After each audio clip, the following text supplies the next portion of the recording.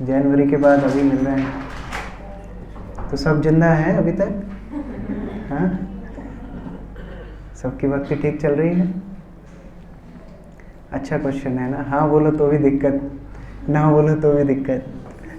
भक्ति अच्छी नहीं चल रही है तो क्यों नहीं चल रही है, और कोई बोले भक्ति अच्छी चल रही है तो भी समस्या। एनीवे, इस तरह मिलना ज़रूरी है, क्योंकि मंदिर में जो क्लास होती है तो उस समय पर एकदम स्पेसिफिक बातचीत नहीं हो पाती है।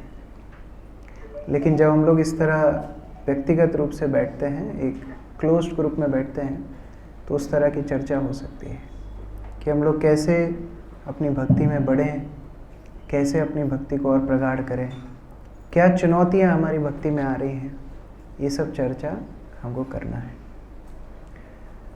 अच्छा, ये हटेगा। तो हमारे भक्ति जीवन में दो विषय बहुत महत्वपूर्ण हैं।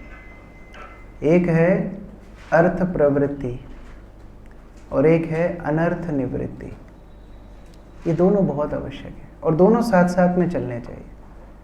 अर्थ प्रवृत्ति मतलब, अर्थ मतलब जो सार्थक वस्तु है, जो सबसे सार्थक है वो है कृष्ण। हाँ, और कृष्ण के प्रति हमारी प्रवृत्ति बढ़े, मतलब हमारी आसक्ति बढ़े, हमारी रुचि बढ़े। कृष्ण के प्रति रुचि होना मतलब कृष्ण के नाम के प्रति रुचि होना, कृष्ण की कथा के रूप में रुचि होना, कृष्ण सेवा में रुचि होना, कृष्ण प्रसाद में भी रुचि होना, ये सब अर्थ प्रवृत्ति। और अनर्थ निवृत्ति मतलब हर साधक के जीवन में कुछ ना कुछ अनर्थ से वो संघर्ष करता है। जब हम भक्ति में नहीं थे तब वही अनर्थ हमको हमारी शक्ति लगते थे। जैसे क्रोध आना, लोगों को अपनी शक्ति लगती है कि देखा मैंने सबको चुप कर दिया, है ना। कोई बहुत लालची होता है तो उसको अपने आप को पैशनेट बता रहा है, आई एम सो पैशनेट, है तुम लालची हो, लेकिन उसको अपनी गुण बता रहे हैं। किसी की सफलता देख करके ईर्ष्यालु हो जाते हैं लोग, उसी को अपनी प्रेरणा बना लेते हैं। जैसे मैं जब प्रथम बार अटलांटा गया था तो वहाँ एक भक्त मुझे एक स्थान से दूसरे स्थान ले जा रहे थे, तो एक बड़ी सी बिल्डिंग दिखाई, पेंसिल स्ट्रक्चर है, बहुत बड़ा स्ट्रक्चर है, पेंसिल के शेप में बिल्डिंग बनाई है। तो वो भक्त बता रहे थे कि प्रभु जी इसका इतिहास मालूम है आपको, कि एक टीचर ने एक बच्चे को पेंसिल से मारा था फेंक के क्लास में। तो वो इतना उसको बुरा लगा, इतना उसको दुख पहुंचा कि उसने यूनिवर्सिटी छोड़ दी और पूरा जीवन मेहनत करके जो कमाई की यूनिवर्सिटी के सामने पेंसिल स्ट्रक्चर में बिल्डिंग बनाई, वो टीचर को दिखाने के लिए कि मैं भी कुछ कम नहीं हूँ। तो ये अनर्थ है वास्तव में। भक्ति में आके हम समझते हैं कि ये अनर्थ है। काम, क्रोध, लोभ, मत, मोह, मात्सर्य, ये अनर्थ है। और इन्हीं अनर्थों की सेवा हम इतने सालों से करते आ रहे थे। समस्या होती है कि अगर भक्ति में आने के बाद इन अनर्थों के ऊपर ठीक से ध्यान ना दिया जाए, इनकी निवृत्ति के ऊपर ठीक से ध्यान ना दिया जाए, तो ये खरपतवार की तरह हमारी भक्ति को ढक देते हैं। खरपतवार किस किस ने निकाली है अपने हाथों से? हमने खूब निकाली है। हमारा एक सेवा होती थी डीलैंड में खरपतवार निकालने की। एक भक्त की तो इतनी, उसकी पूरे दिन ही वही सेवा थी। वो आया था गोरा, वो गया काला 6 महीने बाद, इतना धूप में है। हम लोग मजाक कर रहे थे कि इमिग्रेशन वाले इसको पहचानेंगे नहीं। कठिन काम है एक एक खरपतवार निकालना। अच्छा, अगर आप उसको काटोगे तो क्या होगा, और गहन गहन उगेगी। तो खरपतवार को जड़ से ही उखाड़ना पड़ता है, मूलात उसको बाहर निकालना पड़ता है। अगर मूल से बाहर नहीं निकलेगी तो वो और ज़्यादा बड़े रूप में बढ़ने लगती है। और जो पोषण हमारी भक्ति लता को मिलना चाहिए, वो पोषण पूरा खरपतवार में चला जाता है। अच्छा, भक्ति की लता बड़ी कोमल होती है। हमारी अभी श्रद्धा बड़ी कोमल है, भक्ति बड़ी कोमल है। थोड़े से हिलाने पे हम टूट जाते हैं।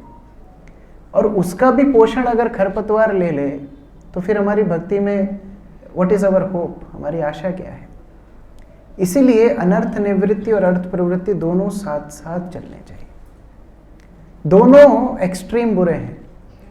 कोई लोग बोलते हैं कि प्रभु जी केवल कथा सुनाओ ना, क्या ये सब अनर्थों के बारे में चर्चा करना, वो सहजिया बन जाएगा धीरे धीरे। और केवल अनर्थों के बारे में बात जो करते हैं वो लोग भी ज़्यादा अनर्थ के बारे में सोचते सोचते अनर्थ कर देते हैं। हमारे एक महाराज उदाहरण देते हैं, बोले जो बीड़ी पीने का ज़्यादा आदी है ना, जो ज़्यादा आदी है बीड़ी पीने का, कहीं लिखा देखता है धूम्रपान वर्जित है, वो देख के उसको याद आ जाता है बीड़ी नहीं पी बहुत देर से। ये भी समस्या है। तो ज़्यादा अनर्थों की केवल बात हो तो उससे भी अनर्थों के प्रति हमारी चेतना ज़्यादा निमग्न हो जाती है। दोनों साथ में चलना चाहिए। इसलिए हम लोग भागवत जो रोज़ पढ़ रहे हैं सुबह, मैं आप में से बहुत सारे भक्तों को रोज़ देखता हूँ, तो भागवत जो लोग रोज़ प्रतिदिन पढ़ रहे हैं वो इसका अनुभव कर रहे होंगे। भागवत के जो अध्याय हैं दोनों का समन्वय बिठा के चलते हैं। कहीं अनर्थों की चर्चा होती है, जैसे अभी पृथु महाराज के साथ इंद्र के अनर्थों की चर्चा हो रही, फिर एकदम से भगवान आ जाएंगे और फिर भगवान के सुंदर रूप की वर्णन होगी, फिर अर्थ प्रवृत्ति, दोनों साथ साथ में चलते हैं, अनर्थ निवृत्ति, अर्थ प्रवृत्ति। और उसी के माध्यम से ये दो रेलवे की ट्रैक हैं जिससे हमारी भक्ति की रेलगाड़ी आगे बढ़ती है। तो आज हम ऐसे ही एक विशेष टॉपिक पर चर्चा कर रहे हैं, taking pleasure in others success. Mount Everest चढ़ने से भी ज़्यादा कठिन काम है वैसे ही, बड़े बड़े पहाड़ समुद्र लांघने से भी ज़्यादा कठिन है दूसरों की सफलताओं में प्रसन्न रहना। और ये भक्त के लिए बड़ा ज़रूरी गुण है, क्योंकि जब तक भक्त निर्मत्सर नहीं होगा तब तक भगवत धाम में प्रवेश नहीं है। भगवत धाम छोड़ दीजिए, भागवत में प्रवेश नहीं है। भागवत के दूसरे श्लोक में क्या बताया, किसको याद है? हाथ खड़ा करो, बस बताना नहीं है। दूसरा श्लोक भागवत का कौन कौन रोज पढ़ रहे हैं भागवतम? शर्माओ मत। हाँ, दूसरा श्लोक क्या है भागवतम का? पहला श्लोक क्या है? कुछ एक आध शब्द। हाँ, जन्मादियस्य यथा, वेरी गुड। और दूसरा श्लोक कैसे शुरू होता है? धर्म प्रोजित कैटव। ये धर्म के नाम पर जो कैटव धर्म चल रहे हैं उन सब की जड़ है ईर्ष्या, अनर्थ। और जब तक निर्मत्सर व्यक्ति नहीं होगा तब तक भागवत में प्रवेश नहीं होगा। भागवत ग्रंथ है निर्मत्सराणाम सताम। तो आपका पहला होमवर्क है भागवत के पहले 3 श्लोक सबको याद करके आने हैं अगली मीटिंग में, फर्स्ट सेकंड थर्ड। कम से कम इतना तो याद होना चाहिए। एक सुर में 3 श्लोक सुना दोगे तो लोगों को लगेगा बहुत बड़े पंडित हैं। कम से कम ये 3 तो आने चाहिए, भागवत के प्रथम 3 श्लोक। तो दूसरे श्लोक में बताया है निर्मत्सराणाम सताम। भागवत में प्रवेश किसको मिलता है? जो निर्मत्सर होते हैं। और वही आध्यात्मिक जगत का लक्ष्य है। हम सब भगवत धाम जाना चाहते हैं, भगवान की संगति में जाना चाहते हैं, शाश्वत सेवा में जाना चाहते हैं। कोई ऐसा है जो नहीं जाना चाहता? जिसको भौतिक संसार बहुत अच्छा लग रहा है, उज्जैन बहुत अच्छा लग रहा है, अभी हम वोट देंगे, नई सरकार आएगी, बहुत अच्छा भविष्य होगा, किसी को ऐसी उम्मीदें हैं? सबको भगवत धाम जाना है, भगवान की संगति में जाना है। फिर भगवान के ऊपर है वो भक्त को जहाँ भी भेजेंगे, लेकिन मुख्यतः हम सब भगवान के शाश्वत धाम को जाना चाहते हैं। लेकिन आप कोई भी स्थान में जाने के लिए उस स्थान की योग्यता चाहिए। यहाँ तक कि आपको बांग्लादेश जाना है या पाकिस्तान भी जाना है तो भी वीज़ा चाहिए, पासपोर्ट चाहिए, वहाँ जाने के लिए भी योग्यता चाहिए। लेकिन भगवत धाम जाने के लिए हम लोग बिना योग्यता के कैसे जा सकते हैं?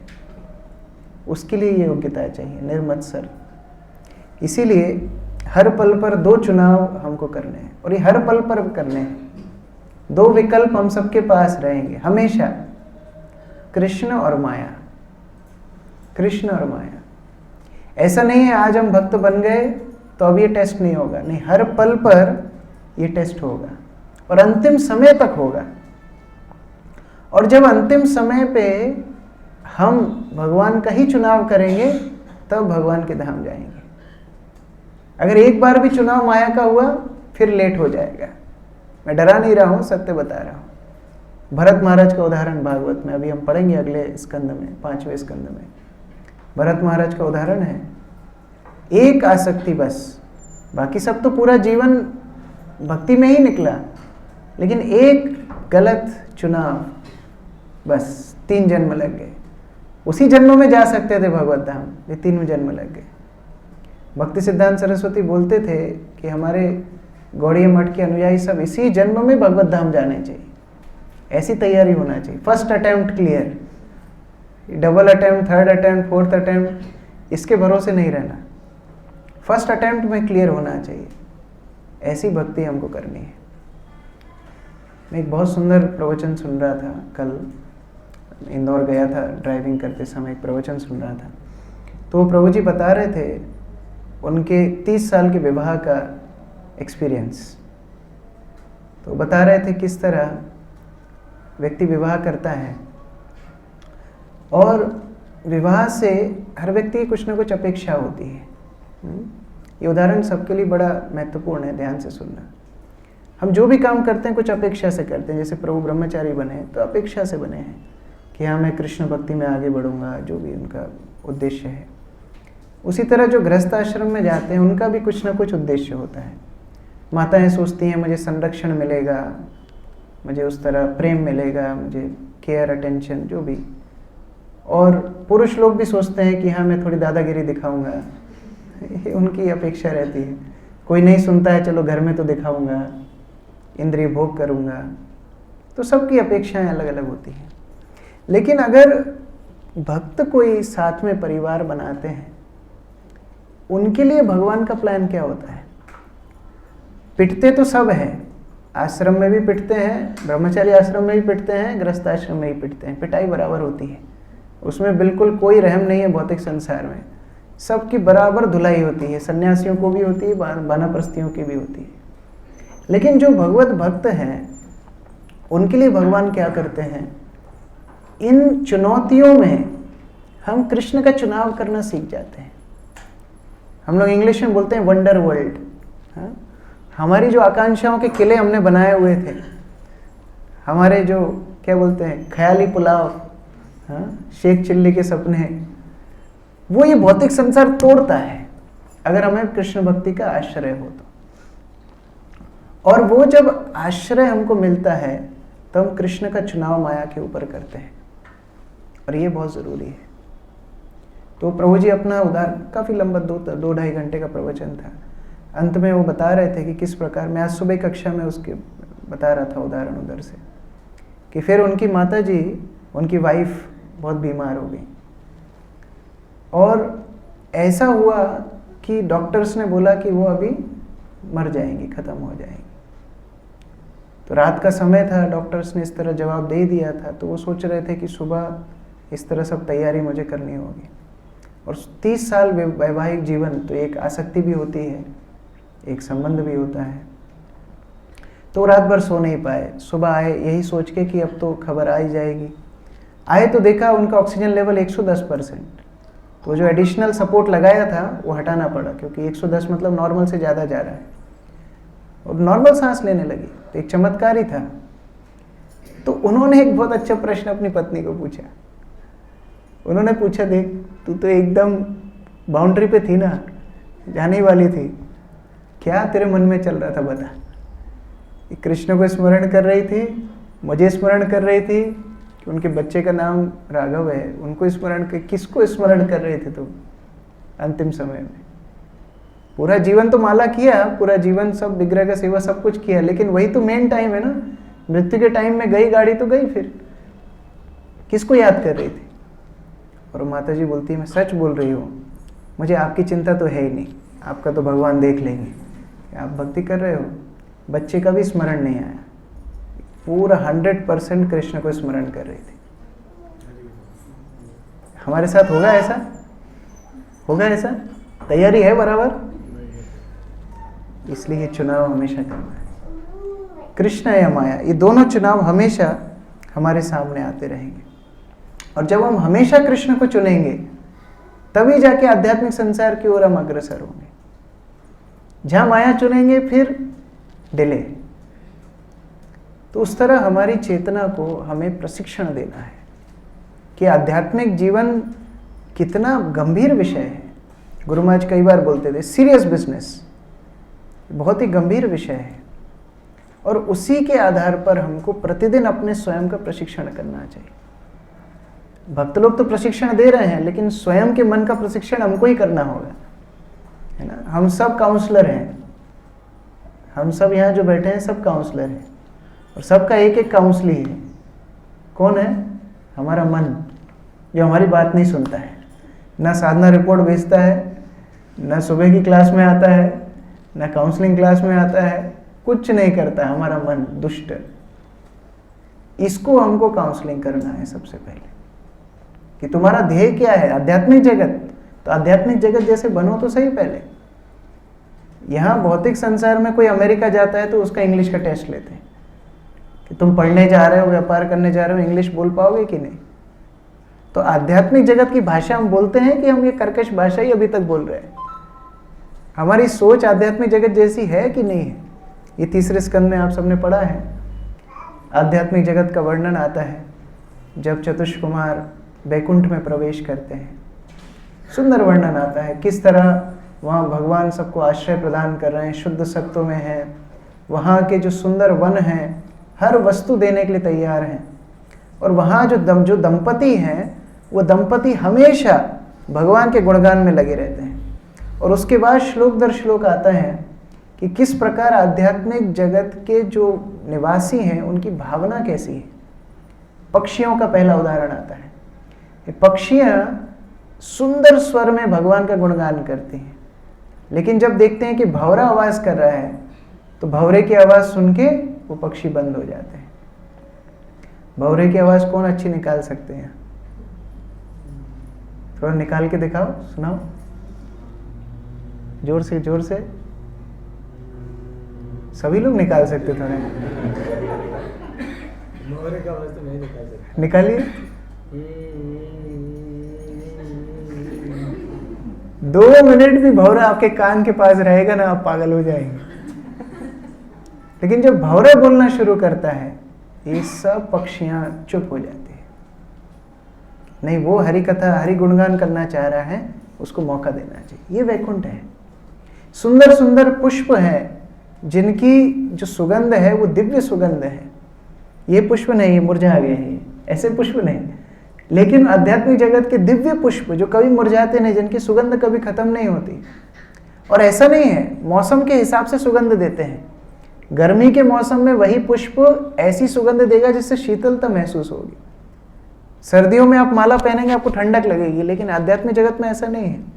अगर भगवान का मन है कि शीत ऋतु हो तो पुष्प अपने आप को ऐसा बना लेंगे कि वो गर्माहट देंगे, ऐसे वहाँ के पुष्प हैं। लेकिन जब वो देखते हैं तुलसी भगवान को प्रिय है, वो सब पीछे हट जाते हैं। नहीं, तुलसी को स्थान देना चाहिए। ये आध्यात्मिक जगत का गुण है। और आगे बता रहे हैं कि जब ऊपर से बड़े बड़े विमानों में ये जो पति पत्नी दंपति इत्यादि चलते हैं, केवल केवल भगवान के बारे में चर्चा करते हैं। ये वैकुंठ है। और ऐसे वैकुंठ धाम में कौन जा सकते हैं? जिनको हरि कथा सुनने के लिए आसक्ति हो, वही लोग वैकुंठ धाम में जा सकते हैं। हमारी आसक्ति किस में है? हमारी आसक्ति खाने पीने सोने में है। लेकिन जिनकी आसक्ति हरि कथा सुनने में होगी वही लोग भगवत धाम जा सकेंगे। अच्छा, भगवान की जो कथा होती है वो तो हमेशा भक्तों के साथ ही होती है। भगवान की कथा सुनने में रुचि मतलब भक्तों की कथा सुनने में भी रुचि होनी चाहिए। लेकिन हम भक्तों की प्रशंसा सुन के दुखी हो जाते हैं, तो फिर हम भगवत धाम जा सकते हैं? वही हमारी क्वालिफिकेशन आउट। अगर भक्तों के गुण सुन के प्रसन्नता मन में आना शुरू हो जाए, इसका मतलब हृदय शुद्ध हो रहा है, इसका मतलब भगवत धाम जाने की तैयारी हमारी हो रही है। नहीं तो हम लोग भगवत धाम कभी नहीं जा सकते। इसलिए कुंती महारानी बहुत सुंदर इस श्लोक में बताती हैं, आप लोग पीछे पीछे दोहरा सकते हैं। शृण्वन्ति गायन्ति गृह्णन्ति अभीक्षणाः, स्मरन्ति नन्दन्ति तवेहितं जनाः, ताएव पश्यन्ति अचिरेण तावकम्, भव प्रवाह परमं पदाम्बुजम्। कुंती महारानी बोल रही हैं, अगर किसी को भाव प्रवाह से मुक्त होना है, भौतिक संसार से मुक्त होना है और पश्यन्ति भगवान का दर्शन करना है, कब? अचिरेण, तुरंत, देर से नहीं, तुरंत। चिर मतलब लंबा समय, चिर काल हम बोलते चिरकाल से, अचिरेण मतलब तुरंत। अगर तुरंत किसी को पश्यन्ति तावकम, आपको यदि दर्शन करना है भगवान, तो क्या करना चाहिए? 5 चीजें करनी चाहिए। शृण्वन्ति, गायन्ति, गृह्णन्ति, स्मरन्ति, नंदन्ति, ये 5 चीजें बताई गई हैं। ये 5 वस्तुओं से हम भगवान का दर्शन तुरंत कर सकते हैं। इसमें पहला है श्रवण। आप लोग इधर आ जाओ, इधर नीचे, इधर बहुत जगह है। शृण्वन्ति, शृण्वन्ति मतलब श्रवण में रुचि हो। और कैसी रुचि हो? दीर्घ काल तक श्रवण में रुचि होनी चाहिए। आधा घंटा 45 मिनट नहीं, 2 घंटा सुनने का अभ्यास हो, फिर बढ़ाइए, 3 घंटा सुनने का अभ्यास कीजिए, फिर 4 घंटा सुनने का अभ्यास कीजिए। जब भक्ति प्रेम महाराज को संन्यास मिला था तो भक्ति रसामृत महाराज उनके मेंटर थे। तो महाराज ने उनको पूछा कि अभी क्या करना है, थोड़ा साधना के विषय में बताइए। बोले अभी आप सन्यासी हो, रोज 5 घंटा किताब पढ़ना है। सन्यासी मतलब अभी ज़्यादा श्रवण बढ़ाना है, 5 घंटा किताब पढ़ना है। अब आप सोच लीजिए कि कितना ट्रैवलिंग के साथ कैसे होगा। तो बाद में महाराज ने 3 टाइम क्लास शुरू किया, Bengali reading, Hindi reading, English reading, कम से कम 3-3.5 घंटा यही हो जाए। कहने का अभिप्राय शृण्वन्ति, दीर्घ काल तक श्रवण का हमें अभ्यास होना चाहिए। दूसरा गायन्ति, हरिनाम के प्रति भी आसक्ति होना चाहिए। हरिनाम जप के प्रति, कीर्तन के प्रति, कथा के प्रति, दूसरों को प्रचार करने के प्रति, ये सब रुचि होनी चाहिए। फिर गृह्णन्ति, स्वयं जीवन में अपनाना भी है। सुनने से ही वैसे सिद्धि प्राप्त हो सकती है। परीक्षित महाराज को तो समय ही नहीं मिला अपनाने के लिए, वो तो श्रवण किए, 7 दिन बाद भगवत धाम चले गए। गायन्ति कर रहे हैं। हरे कृष्ण। तो एक काम कर सकते, उनको उधर ले जाके कुछ खेलने के लिए दे सकते, उस कमरे में, साइड वाले कमरे, क्योंकि इनके गायन्ति से इनका श्रवन्ति नहीं होगा, ये मुश्किल है। तो उस तरह शृण्वन्ति, गायन्ति, गृह्णन्ति, फिर अपने जीवन में उसको अपनाने का प्रयास करना है। जो सीखा है उसको अपनाना है। हम लोग कल चर्चा कर रहे थे, आज भी चर्चा कर रहे थे सुबह। इंद्र ने साधु वेश बनाया, लेकिन काम साधु जैसा नहीं है। तो हम सब साधु वेश तो बना लिए हैं, इस्कॉन में जुड़ने के बाद कंठी माला पहन लिए हैं, तिलक लगाना सीख लिए हैं, सब सीख लिए, लेकिन फिर आचरण भी साधु जैसा होना चाहिए। जहाँ लड़ाई की बात आती है, हम सबसे पहले हमारे अंदर ही ऊर्जा आ जाती है, शक्तावेश बन जाते हैं हम भी, शक्ति का आवेश आ जाता है। अच्छा, पता नहीं भक्त लोग ज़्यादा लड़ने लगते हैं, पता नहीं क्यों। पहले समाज में इधर उधर इक्का दुक्का मिलते थे, सहन कर लेते थे। अभी मंदिर में कोई कुछ बोल के बता दे बस, ये क्रोध कैसे आता है? क्योंकि शृण्वन्ति गायन्ति तो हो रहा है, गृह्णन्ति नहीं हो रहा है। और वो श्रवण और कीर्तन अगर सेवा में परिणित ना हो तो वो अहंकार बढ़ाएगा, अहंकार बढ़ाएगा।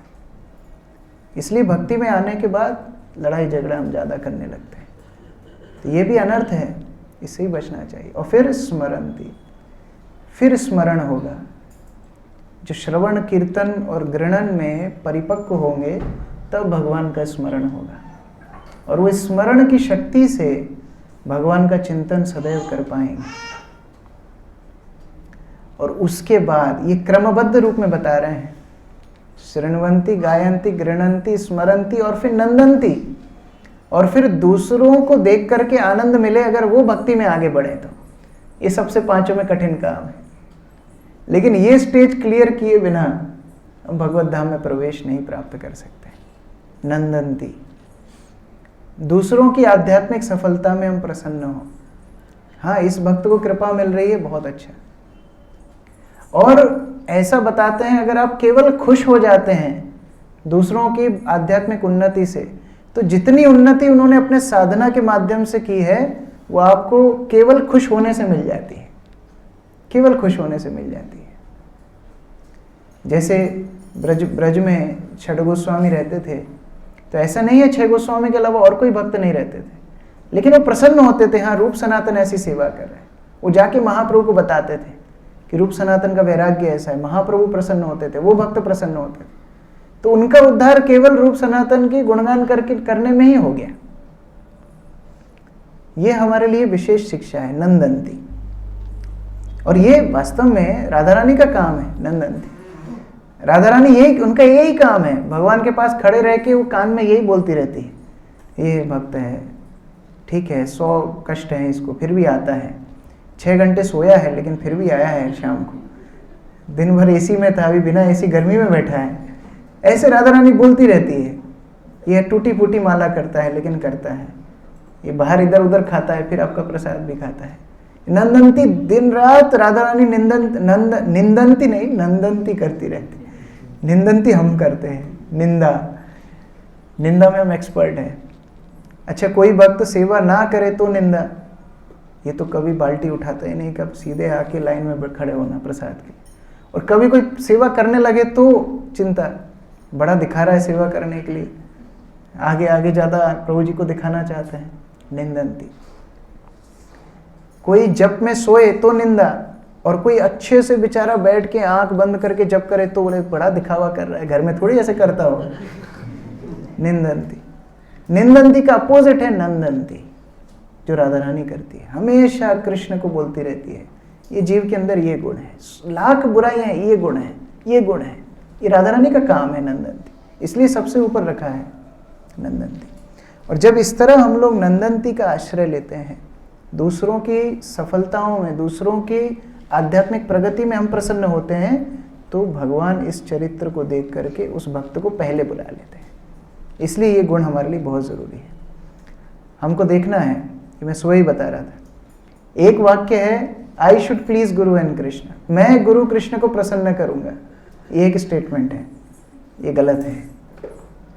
Krishna and Guru should be pleased, ये सही है। मैं करूंगा ये जरूरी नहीं है, गुरु और कृष्ण प्रसन्न कैसे होते हैं मैं वो देखूंगा। मैं गाऊंगा वो जरूरी नहीं है, कौन समुदाय में सबसे अच्छा गाता है, उसके गाने से भगवान और भक्त प्रसन्न होंगे, तो उनको मौका मिलना चाहिए गाने के लिए। वहां पर फिर अपनी सीनियरिटी नहीं दिखानी चाहिए, अरे मैं 3 महीने पहले इस्कॉन में आया, मुझे गाने के लिए नहीं दिया, इनको गाने के लिए क्यों दिया है। गुरु महाराज इधर एक बार बैठे थे, क्लास का शेड्यूल बन रहा था, तो गुरु महाराज एक जूनियर भक्त को क्लास देने के लिए बोले, तो जूनियर भक्त बोला कि नहीं गुरु महाराज तो बहुत सीनियर हैं, ये है। गुरु महाराज बोले no, it's not about senior and junior, it's about who can give a good class. Guru Maharaj उस समय बोले थे, कौन अच्छी सेवा कर सकता है उसकी बात है। मान लो आप सीनियर हो, गाड़ी चलाना नहीं जानते हो, तो क्या गुरु का एक्सीडेंट कर दोगे? नहीं, गाड़ी तो अपन ही चलाएंगे, अपन सीनियर, जिसको गाड़ी आती है उसको चलाने दो। गुरु कृष्ण कैसे प्रसन्न होंगे ये देखना है हमको, ये नहीं देखना हम क्या करेंगे, नहीं, हम सहायता कर सकते हैं। छोटी छोटी सेवाएं हमको मिलती हैं, उसमें ही कंपटीशन हो जाता है। माला बनाने की सेवा है, अरे ये बना रही है, मुझे मौका नहीं मिल रहा है। नहीं, गुरु कृष्ण किस में प्रसन्न है? सहायता तो सब कर सकते हैं। देखो, लीडर बनने के लिए कितना कंपटीशन है, लेकिन सेवक बनने के लिए एक भी कंपटीशन नहीं है। एक भी एग्जाम है आज तक सेवक एग्जाम, जिसके सबसे कम नंबर आएंगे वो टॉपर है? ऐसा कुछ एग्जाम नहीं। तो कंपटीशन में जाना क्यों है? हमको सेवक बनना है, असिस्टेंट, ये सबसे सेफ है। अच्छा, कोई सेवा अच्छी हो जाएगी और प्रशंसा आएगी तो भी आप बचे रहेंगे। क्यों? ऊपर प्रशंसा आएगी तो आप गर्वित नहीं होंगे। ये प्रशंसा अच्छी नहीं है भक्ति के लिए। और अगर कोई गड़बड़ हो जाएगी तो भी ऊपर वाले संभाल लेंगे, वो भी आपके ऊपर नहीं आएगा। तो सबसे सेफेस्ट स्ट्रेटेजी है सर्वेंट ऑफ द सर्वेंट, सबसे सेफ है, ये हमको सोचना है। और कोई उदाहरण बता सकते हैं इसके अंदर अंतर? और क्या उदाहरण हो सकते हैं इन दोनों के बीच में पार्थक्यता? यस, हाँ, वेरी गुड। उसमें मैं करता हूं ये भावना है, मैं करके बताऊंगा। एक बार कुछ भक्तों ने ड्रामा आयोजन किया और किसी कारण से वो प्रोग्राम थोड़ा लेट हो गया। तो गुरु महाराज को एयरपोर्ट जाना था, उनकी फ़्लाइट का टाइम हो रहा था। अब वो लोग तो एकदम अड़ गए, गुरु महाराज हमारा ड्रामा देख के जाओ। तो गुरु महाराज बोल रहे हैं मेरी फ़्लाइट का टाइम है। नहीं नहीं गुरु महाराज, हमने इतनी प्रैक्टिस की है, ड्रामा देख के जाओ। गुरु महाराज ड्रामा देख के गए, किस्मत से फ़्लाइट भी नहीं छूटी, फ़्लाइट ले ली। अब अगले दिन भक्ति प्रेम महाराज की भागवतम क्लास थी। वो क्लास में बोलते हैं देखो हम लोग कितने समर्पित हैं, चाहे गुरु की फ़्लाइट छुड़ा देंगे लेकिन ड्रामा दिखाएंगे, ड्रामा जरूर दिखाएंगे। ये कर्ता भाव है। गुरु कृष्ण सेंटर से हट ही गए, अभी हम सेंटर में आ गए क्योंकि हमने ड्रामा किया है तो गुरु को देखना ही चाहिए। ऐसे ही मैं कई जगह पर यात्रा जब करता हूँ, भक्त लोग प्रसाद बनाते हैं, बहुत सारा प्रसाद बनाते हैं, अपेक्षा करते हैं पूरा खाना चाहिए। अरे आदमी एक पेट है, उसका कुछ लिमिटेशन है, नहीं मैंने बनाया है तो खाना ही चाहिए। ये कर्ता भाव हो गया। गुरु कृष्ण की प्रसन्नता कहाँ रही इसमें? और ये जब भाव रहेगा तो स्पर्धा हो जाएगी, तब स्पर्धा हो जाएगी, क्योंकि सेवा तो लिमिटेड है, कितने लोग सेवा करेंगे। लेकिन जब हमें ये भावना आएगी कि मैं करूंगा मैं करूंगा मैं करूंगा, तो स्पर्धा होगी। और दूसरा भक्त जब वो सेवा करेगा तो हम असंतुष्ट हो जाएंगे। छोटी छोटी सेवाएं, मैं उदाहरण नहीं देना चाहता हूं, नहीं तो आप लोग फिर कंपेयर करने लोगे, हाँ इसके बारे में बोल रहे हैं प्रभु जी, नहीं इसके बारे में बोल रहे हैं। मुख्य बात अपने अपने अनर्थ पहचानने चाहिए। प्रभुपाद 7वें स्कंद के एक परपट में बहुत सुंदर ये व्याख्यान दिए। एक भक्त पढ़िए जोर से, एकदम बुलंद आवाज जिसकी हो। Everyone should be friendly for the service of the Lord. Everyone should praise another's service to the Lord and not be proud of his own service. This is the way of Vaishnava thinking, Vaikuntha thinking. There may be rivalries and apparent competition between servants in performing service, but in the Vaikuntha planets, the service of another servant is appreciated, not condemned. This is Vaikuntha competition. There is no question of enmity between servants. Everyone should be allowed to render service to the Lord to the best of his ability, and everyone should appreciate the service of others. Such are the activities of Vaikuntha.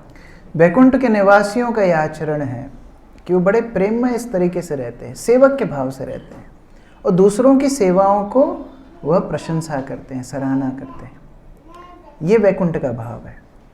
अब आप लोगों को ये उदाहरण बताने हैं जहाँ दूसरे की प्रगति सहन नहीं की किसी ने, ये उदाहरण आपको बताना है। शास्त्र से बताइए और फिर रोज़ की ज़िंदगी से ही बता सकते, कंटेम्प्रेरी एग्जाम्पल ही बता सकते। मैं थोड़ा लिखता हूँ इसमें। एक और माइक नहीं है, माइक पे बोल सकते हैं।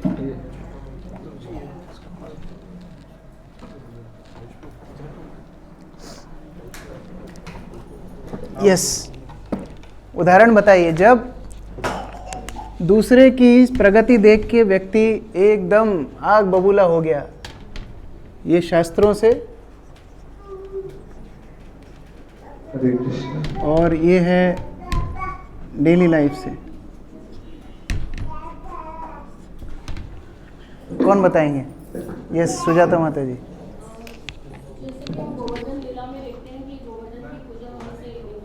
हाँ, वेरी गुड। गोवर्धन लीला, गोवर्धन लीला में क्या हुआ था? इंद्र को ऐसा नहीं है कि सभी लोगों ने पूजा बंद कर दी थी, केवल एक वृंदावन ने बंद की थी, बाकी जगह इंद्र यज्ञ फिर भी चल रहा था, लेकिन वो एक जगह की भी सहन नहीं कर पाया। अरे गोवर्धन की पूजा कैसे कर ली मुझे छोड़ के? बस ऐसा पटका भगवान ने, सब जगह की बंद हो गई। वो एक सहन कर लेता कम से कम, बाकी पूजा तो चलती रहती, भगवान ने पूरा ही बंद कर दिया। Okay, next.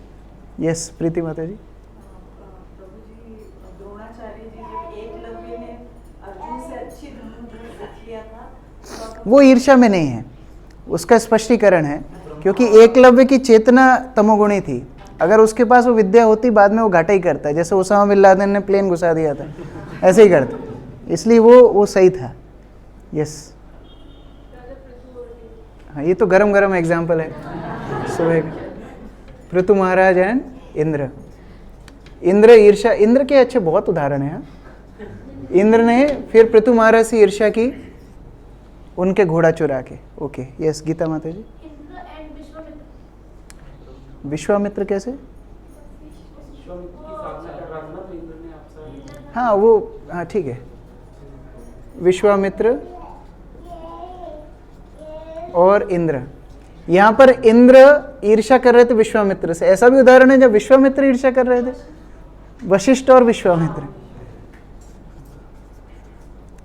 उसमें विश्वामित्र को बोला जाता था राज ऋषि और वशिष्ठ को बोला जाता था ब्रह्म ऋषि।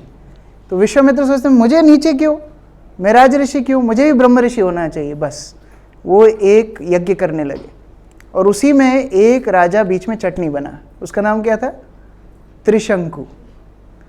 त्रिशंकु एक राजा था, उसका प्रोग्राम था कि हम स्वर्ग में जाएंगे बिना मेहनत करे, हमको कोई भेज दे। तो पहले वशिष्ठ के पास गया कि हमको स्वर्ग दिखा दो। तो वशिष्ठ ने बोला तुम्हारे पुण्य नहीं है, तुम कैसे स्वर्ग में जाओगे। बोले आप भेज दो आपके बल से। बोले हम नहीं भेजेंगे। तो उसने फिर सोचा कि वशिष्ठ से ईर्ष्या कौन करता है, उसके पास अब मैं जाऊंगा मेरा काम बनाने के लिए। देखो लोग आपकी ईर्ष्या का फायदा उठाएंगे। दो भक्तों के बीच में संबंध अच्छा नहीं होगा ना, तीसरा आदमी फायदा उठाएगा। अच्छा ये दोनों आपस में बात नहीं करते ना, मुझे अगर कोई काम निकलवाना है तो मैं इनके पास जाके ये बोलूँगा कि वो ये काम नहीं करवा पाए, माता जी आप करवा सकती हो। बस अब माता जी घर बार छोड़ के काम करवाएंगे, वो ईर्ष्या है। तो विश्वामित्र सोचने लगे अच्छा वशिष्ठ नहीं करवा पाए, अब मैं करवाऊंगा, और अपने आत्मबल से त्रिशंकु को स्वर्ग भेजने लगे। वहां देवता देख रहे थे ये कौन आ रहा है, तो देवता उसको अपने बल से नीचे भेज रहे थे, ये ऊपर भेज रहे थे। तो त्रिशंकु फुटबॉल जैसा बन गया। तो अभी तक बोलते हैं लोगों को ज्यादा ऑफिस में इधर उधर करते हैं ना, तो बोलते तुमने हमको क्या त्रिशंकु समझा है, वो वहीं से आया है। और क्या है, ब्रह्मा द्वारा मान भंग जो है ब्रह्मा का, ब्रह्मा जी, हाँ ब्रह्मा जी विमोहित हो गए थे, ईर्ष्या, हाँ बोल सकते हैं। ब्रह्मा जी मेनली विमोहन हुए थे, वो मोहित हो गए थे कि भगवान है कि नहीं। यस अक्षय प्रभु। विष्णु महाराज में दुर्वासा, हाँ दुर्वासा मुनि ये सोचने लगे कि हमारे बिना कैसे पारण कर लिया इसने, और एक गृहस्थ है, छोटा आदमी है, हमारे लिए तो रुकना चाहिए था। ईर्ष्यालु हो गए। नेक्स्ट। यस कैसे,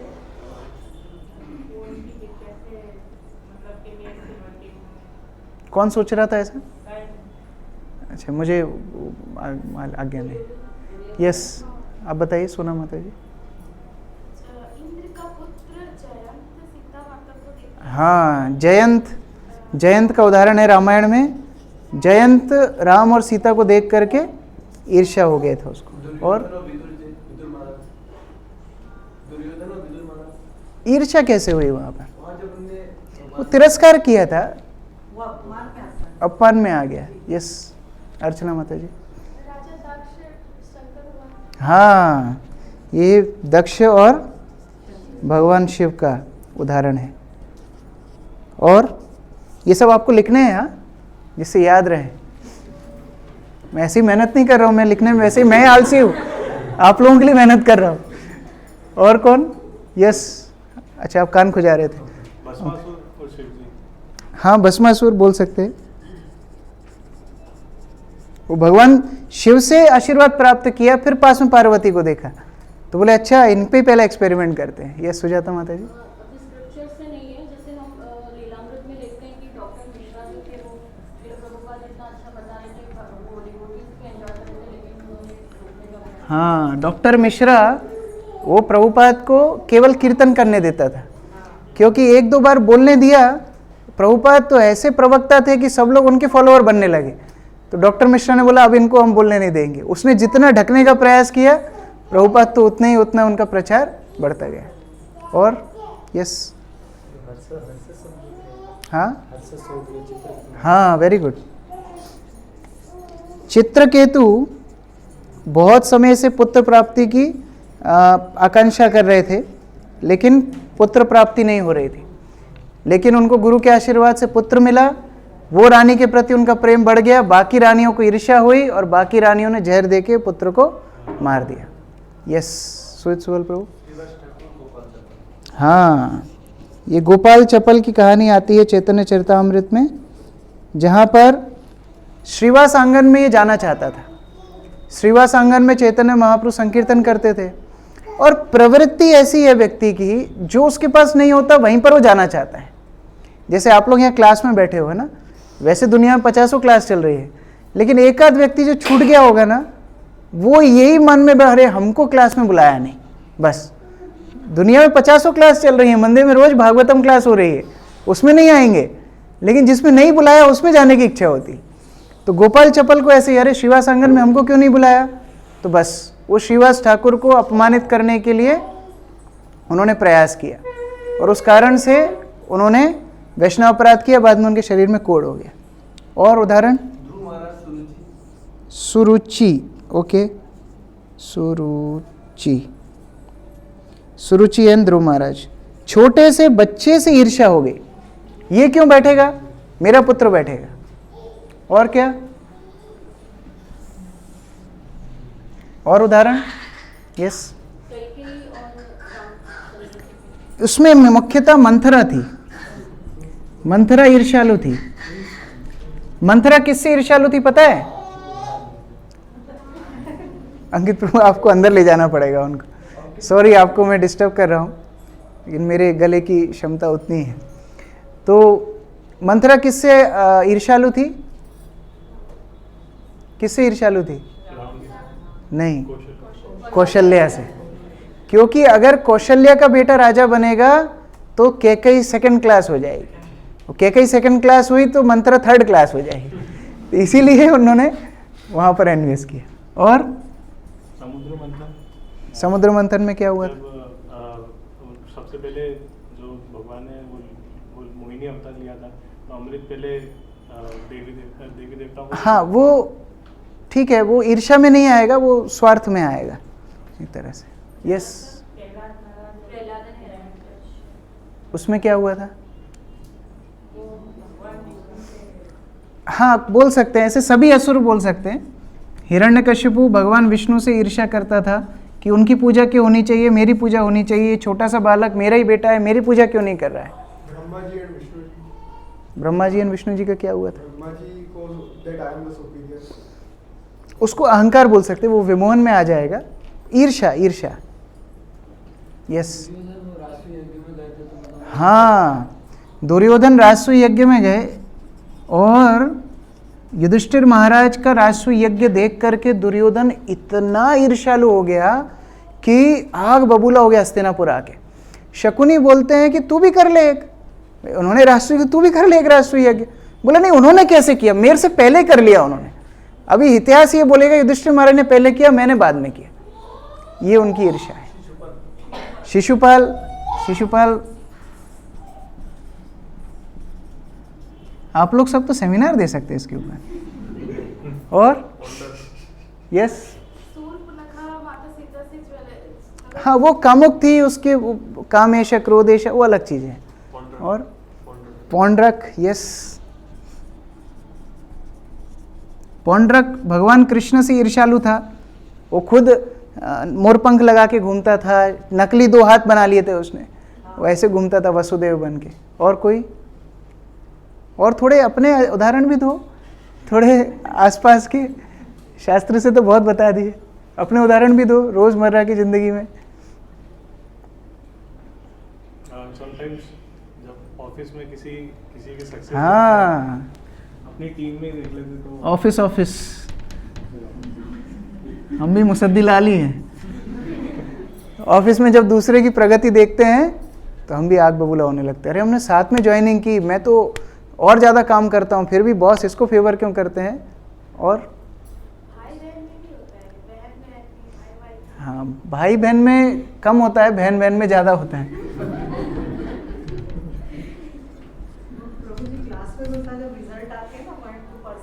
हाँ, रिजल्ट जब आते हैं क्लास के, और संडे क्लास में जब दक्ष प्रभु आपका हाथ नहीं देखते हैं और दूसरे को खड़े होकर गिफ्ट दे देते हैं, जबकि हाथ आपने पहले ऊपर किया था, तो ईर्ष्या होती है। और कोई, हाँ, पड़ोसियों से ईर्ष्या होती है। ये तो पुराण की कहानी है कि एक बार वो आशीर्वाद मिला था कि पड़ोसी को डबल मिलेगा, आपको पता है कहानी। यस, हाँ, परिवार में होती है, जेठानी देवरानी में होती है, ननद और भाभी में होती है। मैं भी गृहस्थ हूँ। और बताओ आगे। यस, मंदिर में जब आप एग्जाम्पल जब अच्छा करते हैं तो तुरंत। हाँ, नया भक्त ज़्यादा अगर शिक्षावान हो, ज़्यादा उनका विद्वान हो, वो हमसे बाद में आया है, लेकिन सब उसकी किताब पढ़ के हो जाती हैं, लेक्चर में वो आगे बैठता है, प्रवचन में सब आंसर देता है और वो सब साधना भी जल्दी भेज देता है, तो हमको लगता है अरे ये कैसे इतना कर रहा है। फिर हम अपनी टिप्पणी शुरू करते हैं, हाँ काम कुछ है नहीं, दिन भर बैठ बैठ के क्या करेंगे, यही काम करते रहते, हमको देखो कितनी जिम्मेदारियां हैं, हमारा शरीर भी खराब रहता है, हमारे माता पिता भी साथ में रहते हैं, फिर सब एक्सप्लेनेशन शुरू होती है। और तो ये क्या हो गया, डिवोटी कलीग्स, ओके। और बोर्ड भर दिया आप लोगों ने। और प्रसादम में कभी किसी को ज्यादा, हाँ प्रसाद, ये तो डबल स्टार।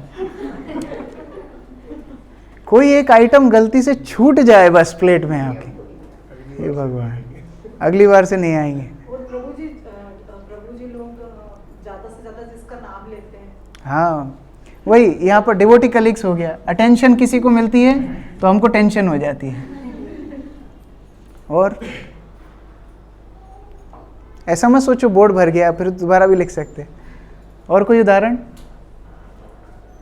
सक्सेस के वक्त होता है जैसे लाइक बुक डिस्ट्रीब्यूशन के टाइम अक्सर ऐसी चीजें। ये मेरी फेवरेट जगह थी बुक डिस्ट्रीब्यूशन करने की, यहीं पर आके खड़ी हुई है आज, ईर्ष्या का कारण बन गया।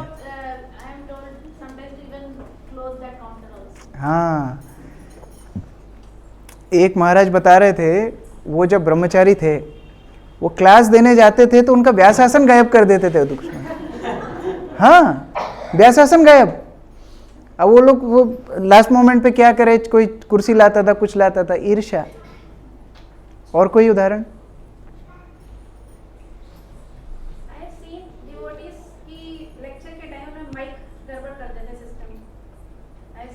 हाँ, व्यासासन माइक गड़बड़ कर देंगे जानबूझ के, कुछ तो करेंगे कि कुछ तो गड़बड़ होना चाहिए इनकी क्लास में। गलत रिपोर्ट देते हैं, जिसको पिटवाना हो उसके बारे में मन अनर्गल जो बोलना है अथॉरिटी को जाके बोल देते हैं। अच्छा, अथॉरिटी भी समझदार होती है, वो ऐसे अच्छा ऐसा हुआ, ओ ओके ओके, वो भी 1 घंटा आपकी बात सुनती है लेकिन पता है कि आपका अनर्थ है। उस तरह ये सब ईर्ष्या के उदाहरण हैं। मैंने कुछ लिखे थे यहाँ पर, आप लोगों ने इसमें से बहुत सारे कवर कर दिए। पृथु महाराज, विश्वामित्र, धनुर्दास का उदाहरण आता है रामानुजाचार्य के साथ। गांधारी, जैसे ही कुंती ने युधिष्ठिर महाराज को जन्म दिया, गांधारी गर्भवती थी, वो अपने ही गर्भ पे हाथ से प्रहार मारी, जिसके कारण से उसका गर्भ मांस के पिंड में परिणत होकर के नीचे गिर गया। उस तरह उदाहरण है।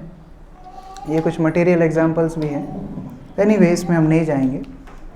मुख्य बात है कि जो छोटा मोटा आनंद हम इस जगत में ढूंढ रहे हैं, वो आनंद वास्तव में भक्ति के आनंद से बहुत तुच्छ है, बहुत तुच्छ है। ये 4 प्रकार के आनंद बताए गए हैं। सबसे निकृष्ट है जड़ानंद। जड़ानंद का अर्थ है ये भौतिक संसार में जब थोड़े समय के लिए कष्ट बंद होते हैं, उसी को हम आनंद बोल देते हैं। थोड़े समय के लिए हमारे कष्ट क्लेश हम भूलते हैं, उसी को हम आनंद बोल देते हैं, जड़ानंद। इसके आगे है ब्रह्मानंद, जब व्यक्ति मोक्ष प्राप्त करता है, ये ब्रह्मानंद है। लेकिन उससे ऊपर है प्रेमानंद, जब व्यक्ति कृष्ण प्रेम प्राप्त करता है, वो कृष्ण के प्रति उसका प्रेम आनंद प्रदान करता है। और उससे ऊपर है सेवानंद, जब भक्त लोग सेवा करते हैं, ये सर्वश्रेष्ठ आनंद है। और ये आनंद क्यों सर्वश्रेष्ठ है कि कृष्ण के पास भी ये आनंद नहीं है, क्योंकि कृष्ण किसी को सेवा नहीं करते हैं, इसलिए कृष्ण को भी आना पड़ता है चैतन्य महाप्रभु बन के, वो आनंद का आस्वादन करने के लिए। ये इतना बड़ा आनंद है। इसीलिए हमें प्रयास करना चाहिए कि भक्तों के साथ हम सेवा भाव से रहें। हम इस तरह रहें कि हम उनकी सफलताओं में प्रसन्न हों। यहाँ पर कुछ उदाहरण दिए गए हैं। हम लोग देखते हैं जब दिति ने व्रत किया था इंद्र को मारने के लिए कि उनके गर्भ में ऐसा पुत्र हो जो इंद्र को मारे, और इंद्र को ये खबर लग गई कि दिति ऐसे पुत्र को जन्म देने वाली हैं, तो वो अवसर ढूंढ रहे थे कि कब ये अशुद्ध अवस्था में हो और कब मैं इनके शरीर में प्रवेश कर जाऊं। तो एक दिन दिति, कोई पुराण में बोला है पैर धो के नहीं सोई, कोई पुराण में बोला है कुल्ला करके नहीं सोई, तो दोनों ही करके सोना चाहिए। तो ऐसी अशुद्ध अवस्था में सो रही थी, इंद्र उनके शरीर में प्रवेश करके, गर्भ में प्रवेश करके, और गर्भ को 7 भागों में काट दिया। वो सब रोने लगे, मारुता नहीं, वो रोने लगे तो इंद्र बोले रो मत रो मत, मारुता मतलब रो मत। तो जब वो नहीं मान रहे तो फिर इंद्र ने वो 7 टुकड़ों को और 7-7 खंडों में काट दिया। तो अभी कितने हो गए? 49 टुकड़े हो गए। लेकिन भगवान की कृपा से हर खंड में आत्मा ने प्रवेश किया और वो 49 मारुत बने। अब इंद्र को अपनी गलती समझ में आई कि ये तो मरे ही नहीं, ये तो और बढ़ गए। तो इंद्र जब बाहर आए वो सोचने लगे अब मैं इस अपराध का शोधन कैसे करूं। अपराध तो किया है, भ्रूण में जाकर के हत्या करना, ये तो बहुत बड़ा अपराध है, तो कैसे मैं इसका शोधन करूं। तो वो दिति का गुणगान करने लगे, और दिति का गुणगान करने से उनका पाप क्षय हो गया। ये दूसरों की प्रशंसा करने का कितना फल है। भ्रूण हत्या से वो मुक्त हो गए केवल दूसरों की प्रशंसा करने से। और बाद में वो जो 49 जो शिशु हुए वो मारुत देवता बने, इंद्र ने उन्हें अपने साथ में ले गए देवलोक को। तो इतनी महिमा है। यहाँ पर हम नारद मुनि का उदाहरण भी देखते हैं। नारद मुनि अपने शिष्यों की प्रशंसा करते थे। हमने ध्रुव चरित्र के बाद में देखा, ध्रुव महाराज की प्रशंसा करने प्रचेताओं के पास नारद मुनि जा रहे हैं। आगे हम 7वें स्कंद में देखेंगे नारद मुनि युधिष्ठिर महाराज की प्रशंसा, युधिष्ठिर महाराज के सामने प्रहलाद की प्रशंसा करेंगे। और यहाँ प्रहलाद नरसिंहदेव को क्या बोलते हैं? हे भगवान नरसिंहदेव, नारद मुनि ने अपने जैसा मुझे बना दिया। कृतात्मा मतलब अपने जैसा। ये नंदंती होता है। नंदंती मतलब अपने पास जो कुछ है वो दूसरों को देना, ये भी नंदंती है। ये गुरु का नंदंती क्या है? शिष्य को अपने से अच्छा बना देना। हम लोग कई बार आपस में एक दूसरे से पूछते हैं ना, माता जी आपने ये कैसे बनाया खाने का, मुझे थोड़ा सिखाइए। तो हम थोड़ा तो कुछ कम ही बताएंगे उसमें। क्यों? मेरे जैसा बनाने लगेगी तो फिर मेरी वैल्यू क्या रह जाएगी। हम लोग कोई चीज़ प्रिपेयर करके आते हैं, क्लास प्रिपेयर करते हैं, कीर्तन प्रिपेयर करते हैं, वो सीक्रेट नहीं बताना चाहते। क्यों? ये नंदंती नहीं हो रहा है। नंदंती मतलब दूसरों को कैसे हम आगे बढ़ा सकते हैं। ये नारद मुनि का गुण है। चैतन्य चरितामृत में बहुत सारे उदाहरण हैं। जब किसी को कृपा मिलती थी सारे भक्त नाचने लगते थे, और जब किसी को दंड मिलता था सारे भक्त दुखी हो जाते थे, और वो लोग प्रार्थना करते थे महाप्रभु से, महाप्रभु आप इनको सेवा में लगाइए। काल कृष्णदास का उदाहरण है, बहुत सारे उदाहरण, बहुत सारे यहाँ पर उदाहरण हैं। मैं उतना डिटेल में नहीं जाऊँगा। ये राधा रानी का भाव है, नारी रे वांछे कृष्णा तार रूप सतृष्णा तारे ना पाइया है दुखी। जब राधा रानी को पता लगता है कि और कोई गोपी से कृष्ण को ज़्यादा आनंद मिलता है, जस्ट खबर मिल जाती है, तो राधा रानी दुखी हो जाती हैं कि मैं क्यों हूँ कृष्ण के साथ, वो गोपी को कृष्ण के साथ होना चाहिए। कल्पना के ऊपर है ये बात। तब राधा रानी क्या करती हैं? मोई तार पाए पड़ी लैया जान हाथे धोरी क्रीड़ा कराइया तारे करो सुखी। राधा रानी उनके पैर में गिर जाती हैं उस गोपी के, बोलती हैं देखो कृष्ण आपको चाहते हैं, उनकी सेवक बन जाती हैं और उनको हाथ पकड़ के ले जाती हैं, कृष्ण के साथ दे देती हैं। ये राधा रानी का भाव है। राधा रानी इतनी निर्मत सरता है, तभी कृष्ण के बगल में हमेशा राधा रानी है। हम लोग नहीं आएंगे, कभी नहीं होगा, क्योंकि हमारे अंदर वो निर्मत सरता नहीं है। हमको ये समझना है, देखो हर भक्त का कोई ना कोई गुण है जो कृष्ण को प्रिय है। ये समझने वाली बात है, बहुत ध्यान से सुनिए। जैसे राजभोग की प्लेट किस किस ने देखी है? कम से कम खाई नहीं है, देखी है कम से कम। कई लोगों ने देखी भी नहीं है। भगवान सुमंगल माता प्रभु देखा है राजभोग का प्लेट देखे, राजभोग तो हाथ उठाए भाई।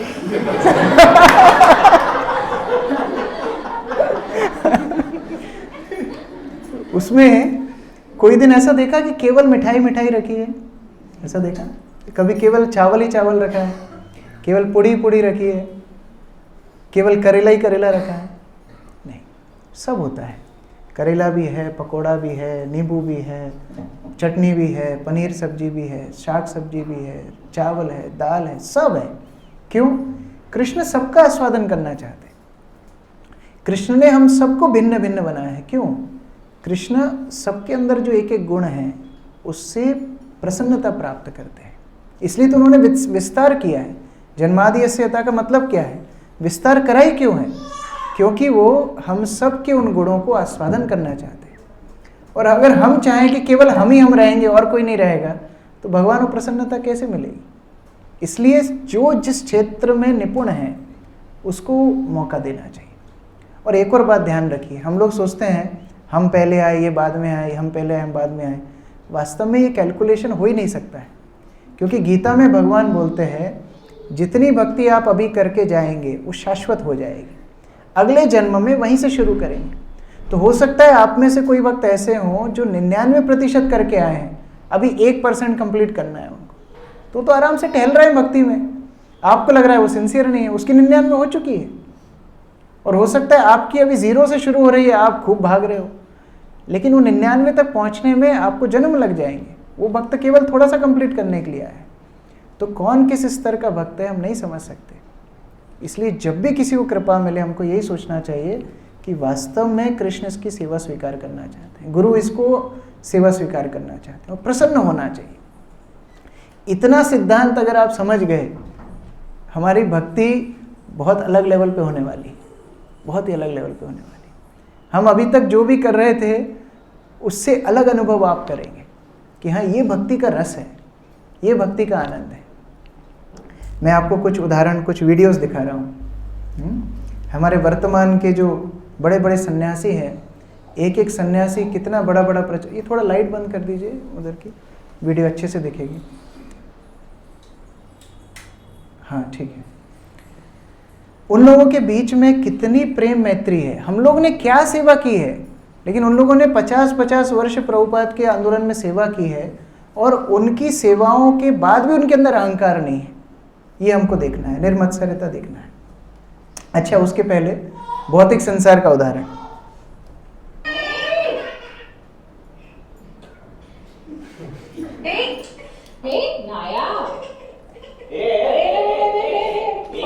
पैदा होते से एक दूसरे के बाल खींचना शुरू कर, ये भौतिक संसार है।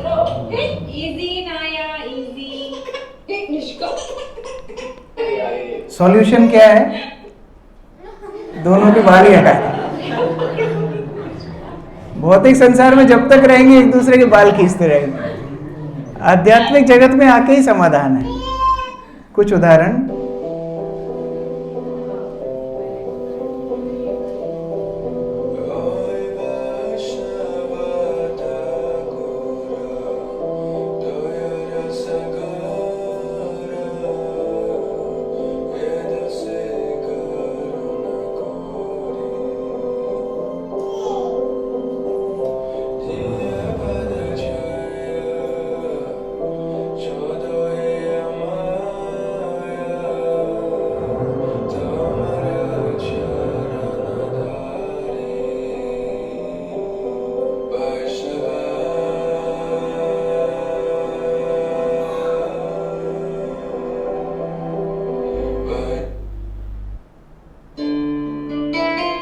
ये राधानाथ महाराज की व्यास पूजा थी।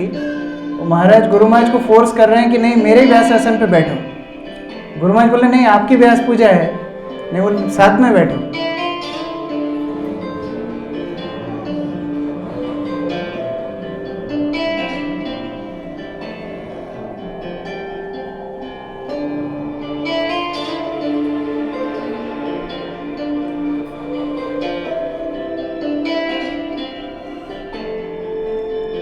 बोलने की कोई जरूरत ही नहीं है, उदाहरण से ही सब कुछ सिखा दिया।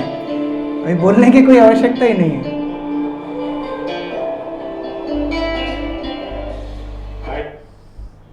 एक और उदाहरण।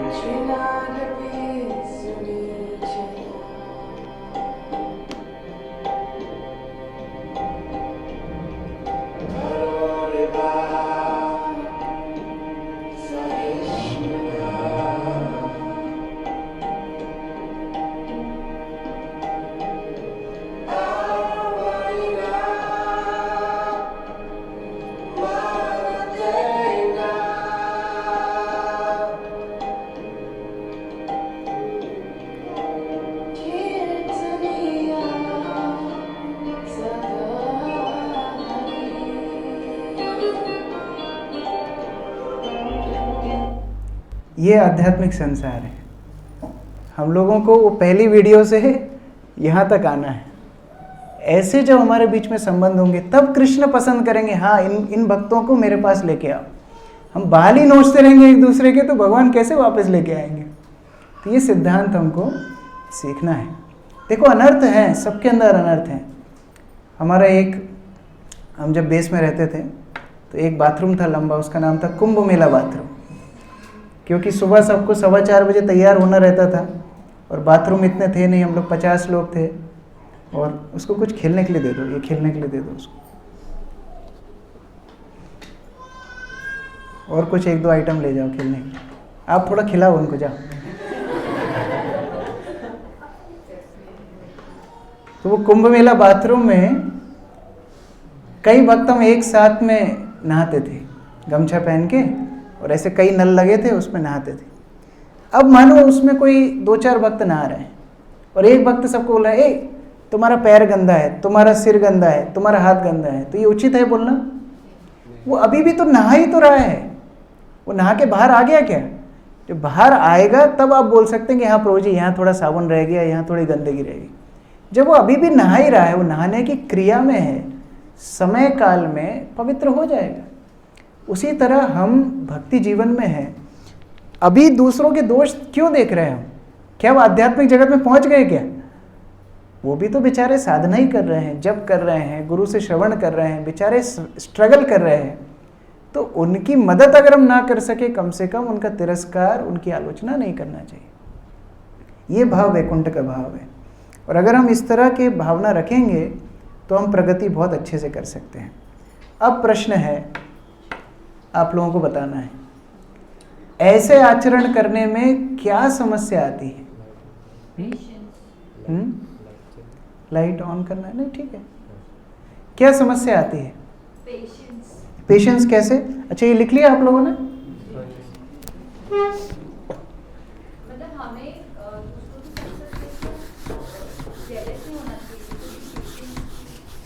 नहीं, मैं पूछ रहा हूँ व्हाट चैलेंजेस कम। हम समझ गए, हमको दूसरों की प्रगति देख के प्रसन्न होना चाहिए, खुश होना चाहिए, तिरस्कार आलोचना नहीं करना चाहिए। अब समस्या क्या है? यस, ईगो, या और अच्छा फॉल्स ईगो, और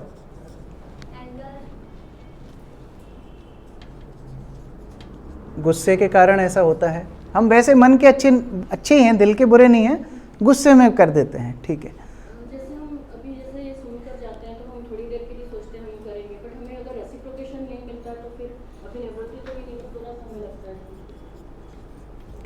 अगर दूसरों से रेसिप्रोकेशन, ओके, अगर दूसरों से उसी तरह का व्यवहार ना मिले जैसा हम उनके साथ कर रहे हैं तो फिर उनके ऊपर गुस्सा आने लगता है, फिर उनसे ईर्ष्या होने लगती है। और यस, फियर रहता है कि मतलब मैं अगर पीछे रह जाऊंगा तो मुझे हट जाएगा टाइम। हमारे अंदर वो डर रहता है, अरे हम ना हट जाए, हमारी सेवा नहीं चली जाए। एक दिन इस भक्त ने कर ली, ये मेरी सीट थी जपा करने की, इसी स्थान पे बैठ के मैं जप करता था, आज ये बैठ गया आके, कल से मुझे ये सीट नहीं मिलेगी। जैसे गौरांग प्रभु चौपाटी में उनकी एक जगह फिक्स थी, वो प्रभुपाद के वहाँ के मंदिर के टेम्पल हॉल में ही ब्रह्मचारी सोते हैं, जगह कम है, तो प्रभुपाद के एकदम सामने गौरांग प्रभु सोते थे, वो उनकी फिक्स जगह। और कोई आता भी था तो उसको लोग बोल देते थे भैया गौरांग प्रभु की जगह है, ये खबरदार, तो वो जगह छोड़ देता था। एक दिन गौरांग प्रभु प्रोग्राम करके आए, वहाँ कोई सो रहे थे, तो उन्होंने बोला अरे उठ, पता नहीं तो ये मेरी जगह है। तो वो भक्त उठ ही नहीं रहा था, तो उसको हिलाने लगे तो भी नहीं उठ रहा था। फिर उसका चद्दर उखाड़ा तो राधानाथ स्वामी महाराज लेटे हुए थे। महाराज बोले I wanted to teach you this lesson. सब कुछ छोड़ के आए, फिर एक जगह के प्रति आसक्त हो गए। क्या इनसिक्योरिटी है हमारी? भौतिक संसार में हमारा डर हो सकता है कि हाँ हम ये स्थान खो देंगे। आध्यात्मिक संसार में तो सभी विजेता हैं। शांत रस, दास्य रस, वात्सल्य रस, हमारा माधुर्य रस, सारे रस तो भगवत धाम में है, तो सभी लोग विजेता हैं। गुरु सारे शिष्यों को ही तो वादा करता है ना कि मैं भगवत धाम लेके जाऊंगा, कि किसी को करता है किसी को नहीं करता है, सबको ही करते हैं। उसके बाद भी हमें इनसिक्योरिटी है, मतलब क्या है? अभी भी भौतिक विचार लगा हुआ है। और क्या कारण हो सकता है? प्रभु जी, एक मतलब हम दृढ़ संकल्प, दृढ़ निश्चय तो उससे दूसरों से ईर्ष्या कैसे होगी? नहीं, दूसरों से नहीं, जैसे ये चीजें करने में हमारे नहीं, अभी स्पेसिफिक इसी पॉइंट से एनवी तो है ही, मतलब एनवी क्यों है वो चर्चा हो रही है। Inferiority complex and superiority complex. हाँ, ये दोनों भाई, इन्फीरियरिटी कॉम्प्लेक्स और सुपीरियरिटी कॉम्प्लेक्स, दोनों ही डेंजर हैं। कभी कभी हमको लगता है कि अरे ये तो हमसे आगे हैं, एक्चुअली हम पीछे ही रह जाएंगे, हमको तो कोई कभी देखेगा ही नहीं, हमको ना इंग्लिश नहीं आती ना, इसलिए प्रभु जी हमसे बात नहीं करते एक्चुअली, हमको ऐसा है ना, ऐसा है। ये इन्फीरियरिटी कॉम्प्लेक्स। और दूसरा है सुपीरियरिटी कॉम्प्लेक्स। कोई कोई को लगता है कि अरे मैं तो शुद्ध भक्त बन ही गया, अभी थोड़ा बहुत मेरी लीला चल रही है, शुद्ध भक्त तो वैसे बन ही गया। ये सुपीरियरिटी कॉम्प्लेक्स है, उसको सब में दोष दिखते हैं। उसको लगता है गुरु महाराज का तो मूड मैं ही जानता हूँ, प्रभुपाद की किताबें तो मैंने ही पढ़ी हैं, और सब प्रभु जी के लेक्चर्स तो मुझे ही याद हैं, और ये देखो ये लोग वो काम नहीं कर रहे हैं। ये सुपीरियरिटी कॉम्प्लेक्स है, ये दोनों डुबाते हैं। और क्या? Yes, Desire for false prestige. हाँ, name fame glory again same story. ये पूजा लाभ प्रतिष्ठा की इच्छा रहेगी, बार बार जन्म लेते रहेंगे हम, बार बार भौतिक संसार में आते रहेंगे। क्योंकि सेवा में हमारा इंटरेस्ट होता ना, तो हम कोई भी सेवा करते हैं। अभी सेवा में इंटरेस्ट नहीं है, सेवा से मिलने वाली प्रशंसा में इंटरेस्ट है, इसीलिए वो भौतिक बन गया। सेवा तो सारी है। आप अगर अभी एक झाड़ू लेकर के मंदिर कैंपस साफ करोगे, आपको कौन रोकेगा? कोई रोकेगा? सेवा वो भी है। आप भक्तों की चप्पल जमाओगे, वो भी सेवा है। लेकिन हमें वो सेवा से क्योंकि प्रशंसा नहीं मिल रही, इसलिए वो सेवा में हमारा मन नहीं लगता। और क्या कारण हो सकता है? कैसा? कौन बोला? हाँ, कंपटीशन कैसा? किसी से कंपटीशन करना कि मैं आपसे ग्रेटर। हाँ, मतलब अगर ये होड़ ही लगा ली किसी ने कि मतलब देखते हैं ये दोनों, हम दोनों में से कौन पहले लाइट में आएगा, कौन ये करेगा, तो होड़ में भी हो सकता है। और कुछ? यस, मतलब कोई सेवा अगर हमको मिली होती है, हम बहुत अच्छे से कर रहे होते हैं, फिर वही सेवा किसी और को मिल जाती है, तो हाँ, उसको बोलते हैं आसक्ति, मटेरियल अटैचमेंट। मैं स्पिरिचुअल भी नहीं बोलूँगा उसको बोलेंगे हम भौतिक आसक्ति। क्योंकि अगर वो आध्यात्मिक आसक्ति होती तो गुरु से प्रेम के लिए हम कुछ भी करने के लिए तैयार होते। जैसे जब भक्ति प्रेम महाराज को सन्यास की खबर आई थी, गंगा नारायण प्रभु थे वो, तो एक और भक्त थे कृष्ण बलराम प्रभु, उनको भी सन्यास की रिपोर्ट आई थी कि उनको सन्यास अप्लाई करना है। तो वो महाराज को बताने के लिए गए थे। महाराज नीचे रहते थे तब, सेकंड फ्लोर में, कपड़े धो रहे थे महाराज। तो महाराज को बोला कि आपको पता है कि गुरु महाराज ने आपका नाम सन्यास के लिए दिया है? बोला ठीक है, गुरु महाराज दे रहे हैं तो ले लेंगे। इतना कैजुअली बोला। कृष्ण बलराम प्रभु पता है सन्यास क्या होता है? बोले हाँ, गुरु महाराज दे रहे हैं तो ले लेंगे। उस टाइम पे वो बात समझ में नहीं आई, लेकिन कई सालों बाद जब गुरु महाराज ने उनको बोला महाराज प्रचार बंद करो, डीलैंड जाओ, उस समय पे महाराज जैसे अभी ट्रैवल कर रहे हैं वैसे ही ट्रैवल करते थे। सब मंदिरों में उनको इनविटेशन आते थे, वो जाते थे, प्रवचन देते थे। एकदम से गुरु महाराज ने बोला सब बंद करो महाराज, अमेरिका आओ, यहाँ रोटी बेलने के लिए कोई नहीं है। तब भी महाराज का वही भाव था। गए वहाँ पर, रोज़ वहाँ पर 150 चपाती बेलते थे, रोज़ 70 किलोमीटर ड्राइव करके जाते थे, पैकेट प्रसाद के पहुँचा के आते थे। ये होता है सेवा से आसक्ति। अगर सेवा से आसक्ति है तो सारी सेवा गुरु की प्रसन्नता के लिए हम सौहार्द से स्वीकार करेंगे, और अगर गुरु की सेवा से आसक्ति नहीं है तो फिर हम पकड़ लेंगे, अरे ये तो मेरी सेवा थी, ये इन्होंने छीन ली, ये तो मेरा था, ये तो मेरा था। ये भौतिक आसक्ति। और कोई?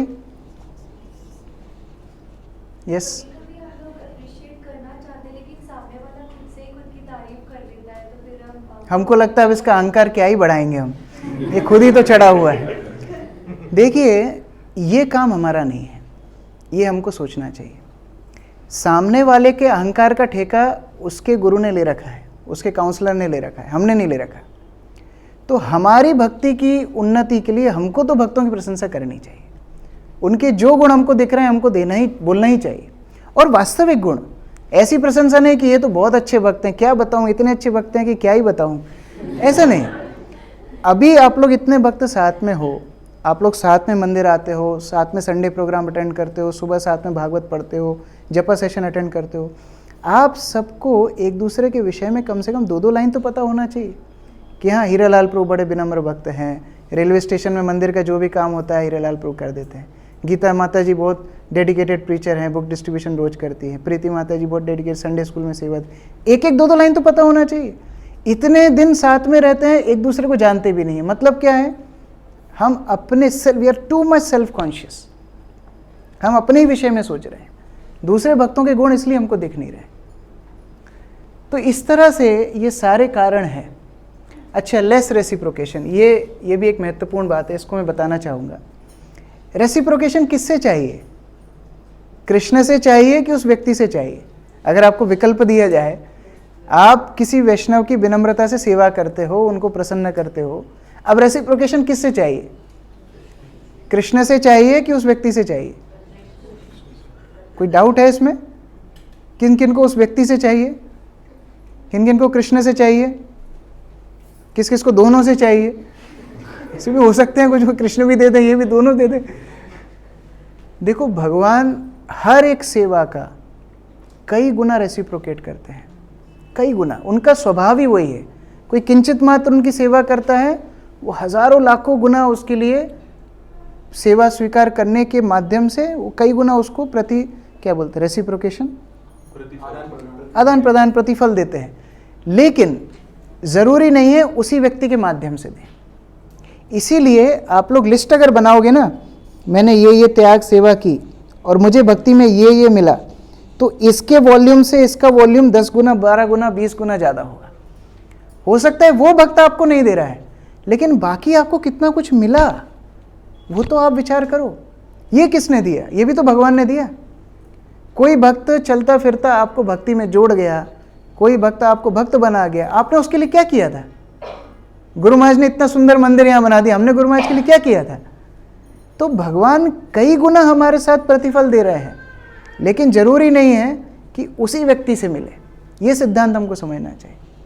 और इन सब की जड़ है, ये पूरा अगर मैं डब्बे में डालूं, इस सब की जड़ है मिथ्या अहंकार।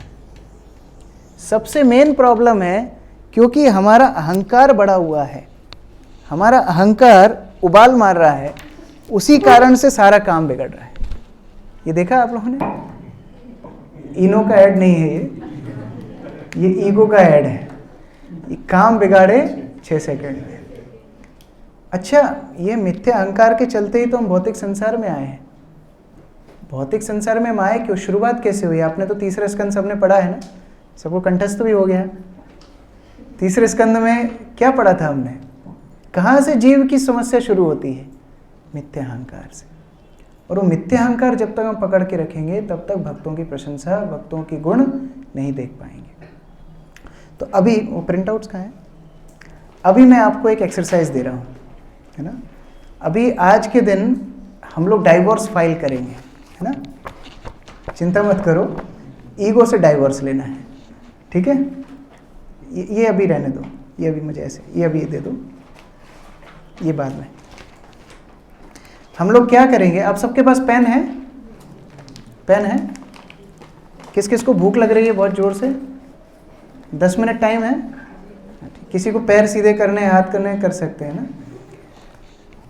आज के दिन हम लोग हमारे मिथ्या अहंकार को एक पत्र लिखेंगे। किसको पत्र लिखना है? मिथ्या अहंकार को एक पत्र लिखना है। प्रिय मित्र मिथ्या अहंकार, है ना, यहाँ से शुरुआत होगी। और उसमें क्या बताना है आपको कि आज से तुम्हारा हमारा संबंध कट। अब आप क्या लिखोगे उसको, आपको ये सब सुनने के बाद जो साक्षात्कार है उसमें लिखना है। क्यों आप उससे संबंध तोड़ना चाहते हो? अच्छा ही तो था, जब से भौतिक संसार में आए तब से आपके साथ ही था, जन्म जन्म से मिथ्या अहंकार ही तो साथ में था, एक परमात्मा और एक मिथ्या अहंकार। तो मिथ्या अहंकार को क्यों छोड़ेंगे आप? कैसा पत्र आप लिखेंगे, थोड़ा देखते हैं। सब तैयार? क्वेश्चन समझ में आया? क्या करना है? मिथ्या अहंकार को पत्र लिखना है। आप सबको एक पेज आएगा, ये थोड़ा डिस्ट्रीब्यूट कर दो। जो इंग्लिश में लिख सकते हैं इंग्लिश में लिख सकते हैं, जो हिंदी में लिखना चाहते हैं हिंदी में लिखिए। कोई बंगाली, मराठी, गुजराती वो भी लिख सकते हैं। अपना अपना मिथ्या अहंकार है तो अपने अपने पॉइंट लिखना, दूसरे के मत लिखना। सबने बड़ा पाल पोस के उसको बड़ा किया है इतने साल, अभी संबंध तोड़ने की बारी आई है। क्या लिख के आप संबंध विच्छेद करेंगे? ये व्हाट्सएप मैसेज आप उसको भेज रहे हो मिथ्या अहंकार को कि भाई आज से तेरा मेरा संबंध खत्म। अब क्यों खत्म लिखिए, क्या कारण है जिससे आप उसको नहीं चाहते हो अपने जीवन में। जिनको मिल गया तुरंत लिखना शुरू कर दो, हम टाइम से ओवर जा रहे हैं। करेक्ट 7 मिनट बाद बंद कर देंगे हम। नहीं, इसमें लिखो, फोन में नहीं, पेन पेपर से लिखो, पेन पेपर से लिखो।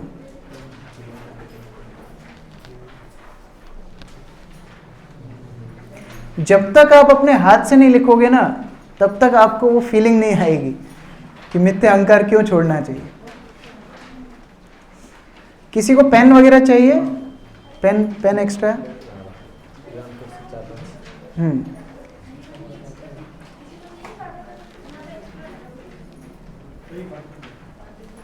किसी को अलग अलग बैठना है तो दूर भी बैठ सकते हैं, इधर उधर भी बैठ सकते हैं, जगह कंजेस्टेड हो रही हो तो।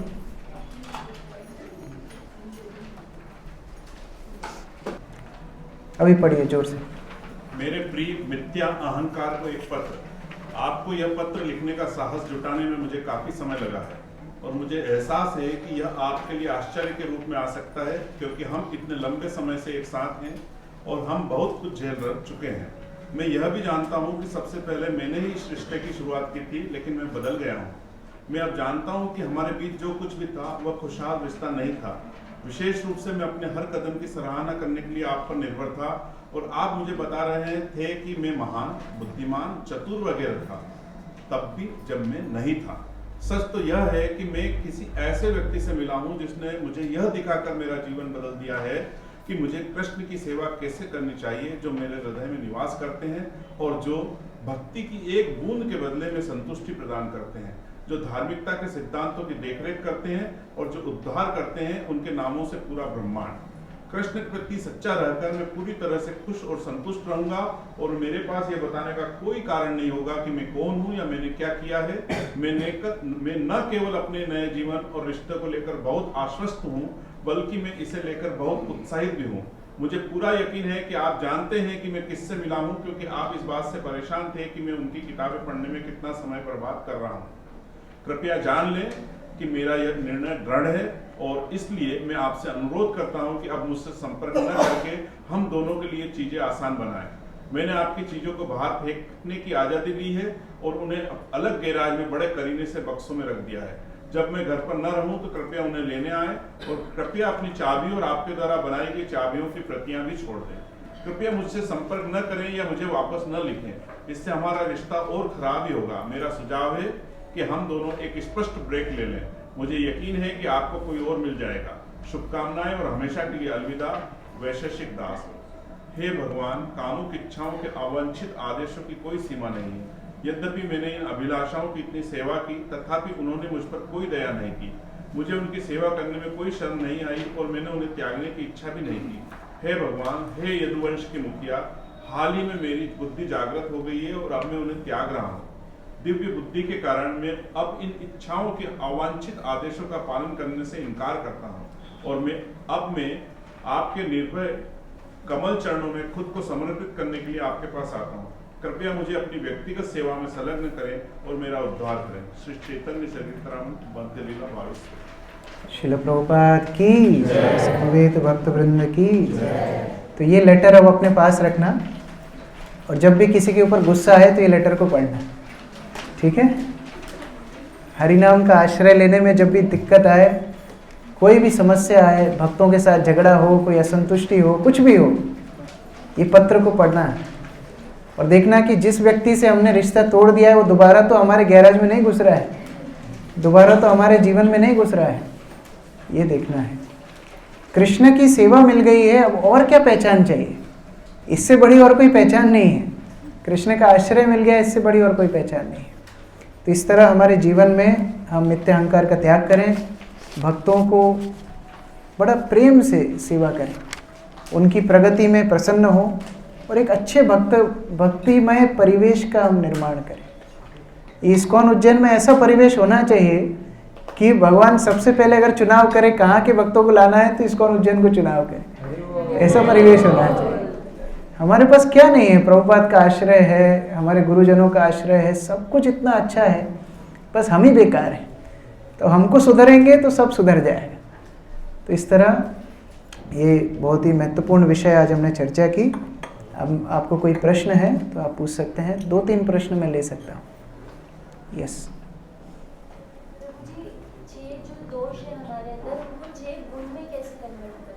हाँ, ये हमें अलग अलग आचार्यों ने बताया है कि काम को कृष्ण कर्मों में लगाना चाहिए।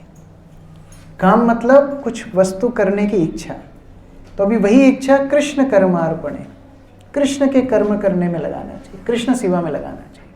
इच्छाओं को दबाना नहीं है, लेकिन हम कृष्ण सेवा में जितना लगेंगे खुद की इच्छा कम हो जाएगी। जैसे भगवान का श्रृंगार जो पुजारी करते हैं, उनको स्वयं की शारीरिक चेतना नहीं रहती। अभी हमारे सुमंगल माधव प्रभु पूरा दिन ऑल्टर में ही रहते हैं, आप लोगों को संग देने के लिए अभी आए हैं। इतना आसक्ति विग्रहों से हो गया, शरीर के प्रति आसक्ति चली जाएगी। दूसरा, क्रोध कृष्ण द्वेषी जन है। क्रोध लगाना है तो जो भक्त द्वेषी हैं, भगवत द्वेषी हैं, उनके ऊपर क्रोध को निकालना चाहिए। और लोभ होना चाहिए, कैसे मैं ज़्यादा से ज़्यादा सेवा करूं, मैं ज़्यादा से ज़्यादा शास्त्र पढूं, ज़्यादा से ज़्यादा हरिनाम करूं, ये लोभ होना चाहिए। वृंदावन यात्रा हम जाने वाले हैं, वो 5 दिन के अंदर मैं कितनी भक्ति कर लूं, कितना श्रवण कर लूं, ये लोभ होना चाहिए। मैं मंदिर आया हूं, कैसे ज़्यादा से ज़्यादा फायदा उठा सकूं, ये लोभ होना चाहिए। मद, देखो प्रभुपाद जी के नाम क्या आ गया ना, श्री श्रीमद। मद मतलब ये अहंकार कि मैं कृष्ण का दास हूं, ये अहंकार, ये सत अहंकार है।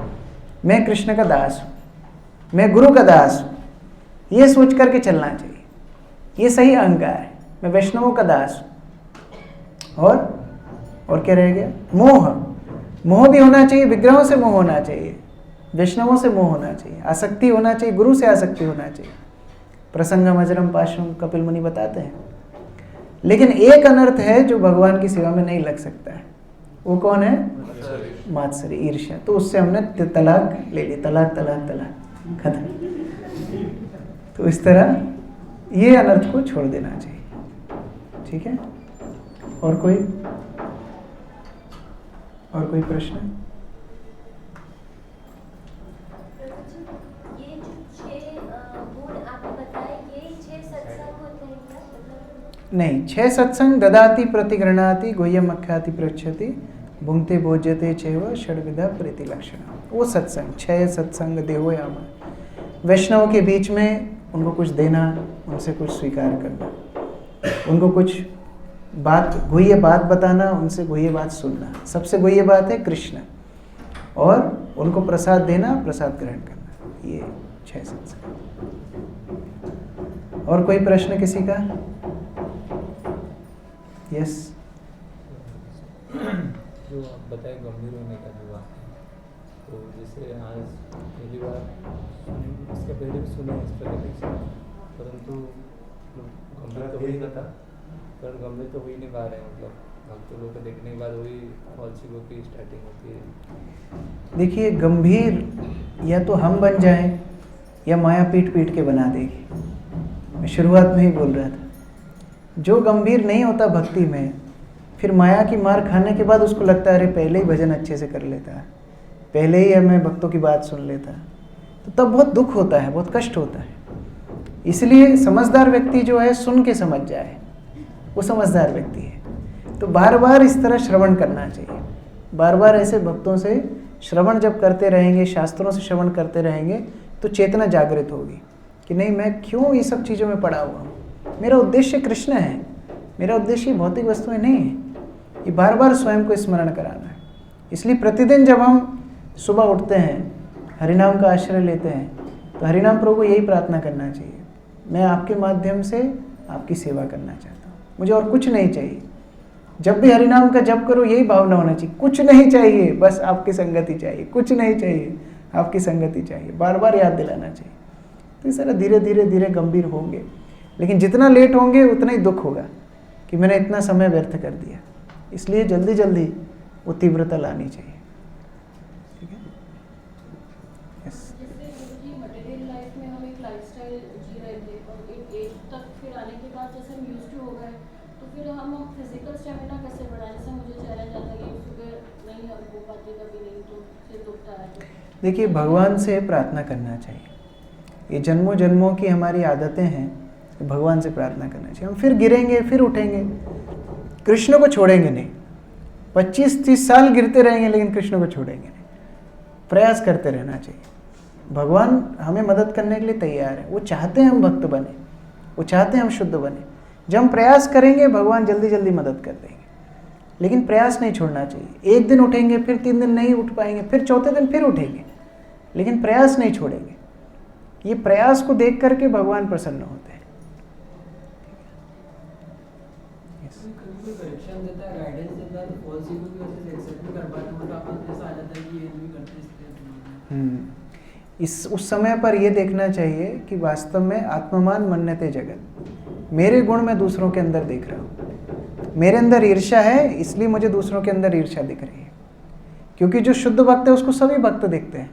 मुझे भक्त भी भक्त नहीं दिख रहा है, इसका मतलब क्या है? इसका मतलब मेरे अंदर ये अनर्थ बहुत ज़्यादा बड़े हैं। अच्छा, जिसके अंदर जितने अनर्थ है ना, वो उतना ही ज़्यादा कृष्ण से प्रेम करता है। क्यों? क्योंकि भौतिक जगत आध्यात्मिक जगत का उल्टा है। समझ रहे हैं? तो जितना जो यहाँ नीचे है वास्तव में उधर उतना ऊपर था, उतनी ऊंचाई से गिरा है, इसलिए ज़्यादा हाथ पैर टूटे हैं उसके। तो जितने अनर्थ ज़्यादा महसूस हो रहे हैं ना, अपने आप को ये बोलना चाहिए कि इतना प्रेम तुम्हारा कृष्ण के लिए था, तुम वो छोड़ के अब ये सब चीज़ों में लगे हो। उतना ज़्यादा तुम कृष्ण से प्रेम करते थे। उस तरह अपने आप को स्मरण दिलाना चाहिए। और जब ऐसे विचार रखेंगे कि नहीं, ये मेरे अनर्थ मैं भक्तों के अंदर देख रहा हूँ, धीरे धीरे कम हो जाएंगे। संजय व्यासदेव का शिष्य है, भक्त है, वो धृतराष्ट्र के अंदर भी गुण देख रहा है, लेकिन हम जो भक्त हैं उनके अंदर भी दोष देख रहे हैं। तो ये मानसिकता की बदलाव है। हमको अपनी मानसिकता को बदलना है। कोई भक्त हमसे ईर्ष्या करता है तो हमको आश्चर्य क्यों देता है? आज भक्त का हमसे क्या फ़ायदा निकलने वाला है बताओ? आप जरा कॉपी पेन लेके बैठो कि हाँ, मेरे से मंदिर को ये फ़ायदा है, लिखो। कितने पेज लिख पाओगे आप? ये फ़ायदा है मेरे से मंदिर को। कुछ लिख पाएंगे? नहीं लिख पाएंगे। तो इसीलिए बार बार विचार करना चाहिए। वो लोग ईर्ष्या, भक्त लोग मुझसे ईर्ष्या करके क्या लेंगे? वो तो मुझे दे ही रहे हैं। ये मेरे अवगुण है जो मैं उनके अंदर देख रहा हूँ। तो अभी आपने वैकुंठ के बारे में बताया था इस संस्कृत में कि ये सुविधा हमको उपलब्ध है वहाँ पर ऐसा मौसम रहता है, वहाँ पर खुशबू आती है। तो उस लालसा में हम भक्ति करें तो कभी नहीं जाओगे, कभी नहीं पहुँच पाएंगे, कि भोग वृत्ति है ना। उदाहरण वही दिया गया था कि ये सब होने के बाद भी उनका मन लग रहा है कृष्ण भक्ति में। ये सब वहाँ पर उपलब्ध है लेकिन उनका मन उसमें है ही नहीं। वृंदावन जो आज आप देखते हो, वृंदावन भक्ति रसानंद महाराज बता रहे थे कि उधर भी ऐश्वर्य है, लेकिन भक्तों का कृष्ण से प्रेम इतना है, ऐश्वर्य के प्रति ध्यान ही नहीं है। वो कहाँ क्या पड़ा हुआ, सनातन गोस्वामी भजन कर रहे हैं, वो कचरे में पारसमणि पड़ी हुई है, उसके प्रति आसक्ति ही नहीं है। ये भगवत धाम का गुण है। ठीक है, और कोई प्रश्न? यस, थोड़ा व्यासदेव प्रभु को फ़ोन करना, उनको बोलना यहाँ बुला रहे हैं। यस माता जी। जिम्मेदारियों के लेते हुए कैसे सामंजस्य बिठाएं? कौन सी जिम्मेदारी? घर परिवार की।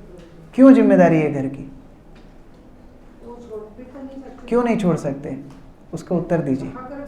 उसका उत्तर दीजिए, क्यों नहीं छोड़ सकते? क्योंकि आप परिवार को अपना मानते हो, राइट? परिवार को अपना मानते हो ना, इसलिए जिम्मेदारी करते हो। तो कृष्ण को अपना क्यों नहीं मानते? कृष्ण इसलिए छूट जाते हैं क्योंकि कृष्ण को नहीं मानते। आपके कितने बेटे हैं? एक। अगर 2 बेटे होते तो प्रेम नहीं करते दोनों को? नहीं करते। क्यों? अभी एक बेटे को पूरा प्रेम दे रहे हैं ना। 2 बेटे होते तो दोनों को प्रेम नहीं करते? क्या एक के प्रेम में कमी रखते? दोनों को सबसे अच्छा प्रेम करते। तो अभी कृष्ण को अपना फैमिली में जोड़ लीजिए ना। वही तो हम कमी करते हैं। कृष्ण को लास्ट प्रायोरिटी देते हैं तो कृष्ण छूट जाते हैं। कृष्ण को अपने परिवार जितना तो प्रेम करें कम से कम। कोई जिम्मेदारी इतनी नहीं है कि हम कृष्ण भक्ति ना कर सके। ये बहाने हैं, ये 110% बहाने हैं। मैं उदाहरण दोबारा से दोहरा रहा हूँ। 4 बेटे होते तो चारों को टाइम नहीं देती आप?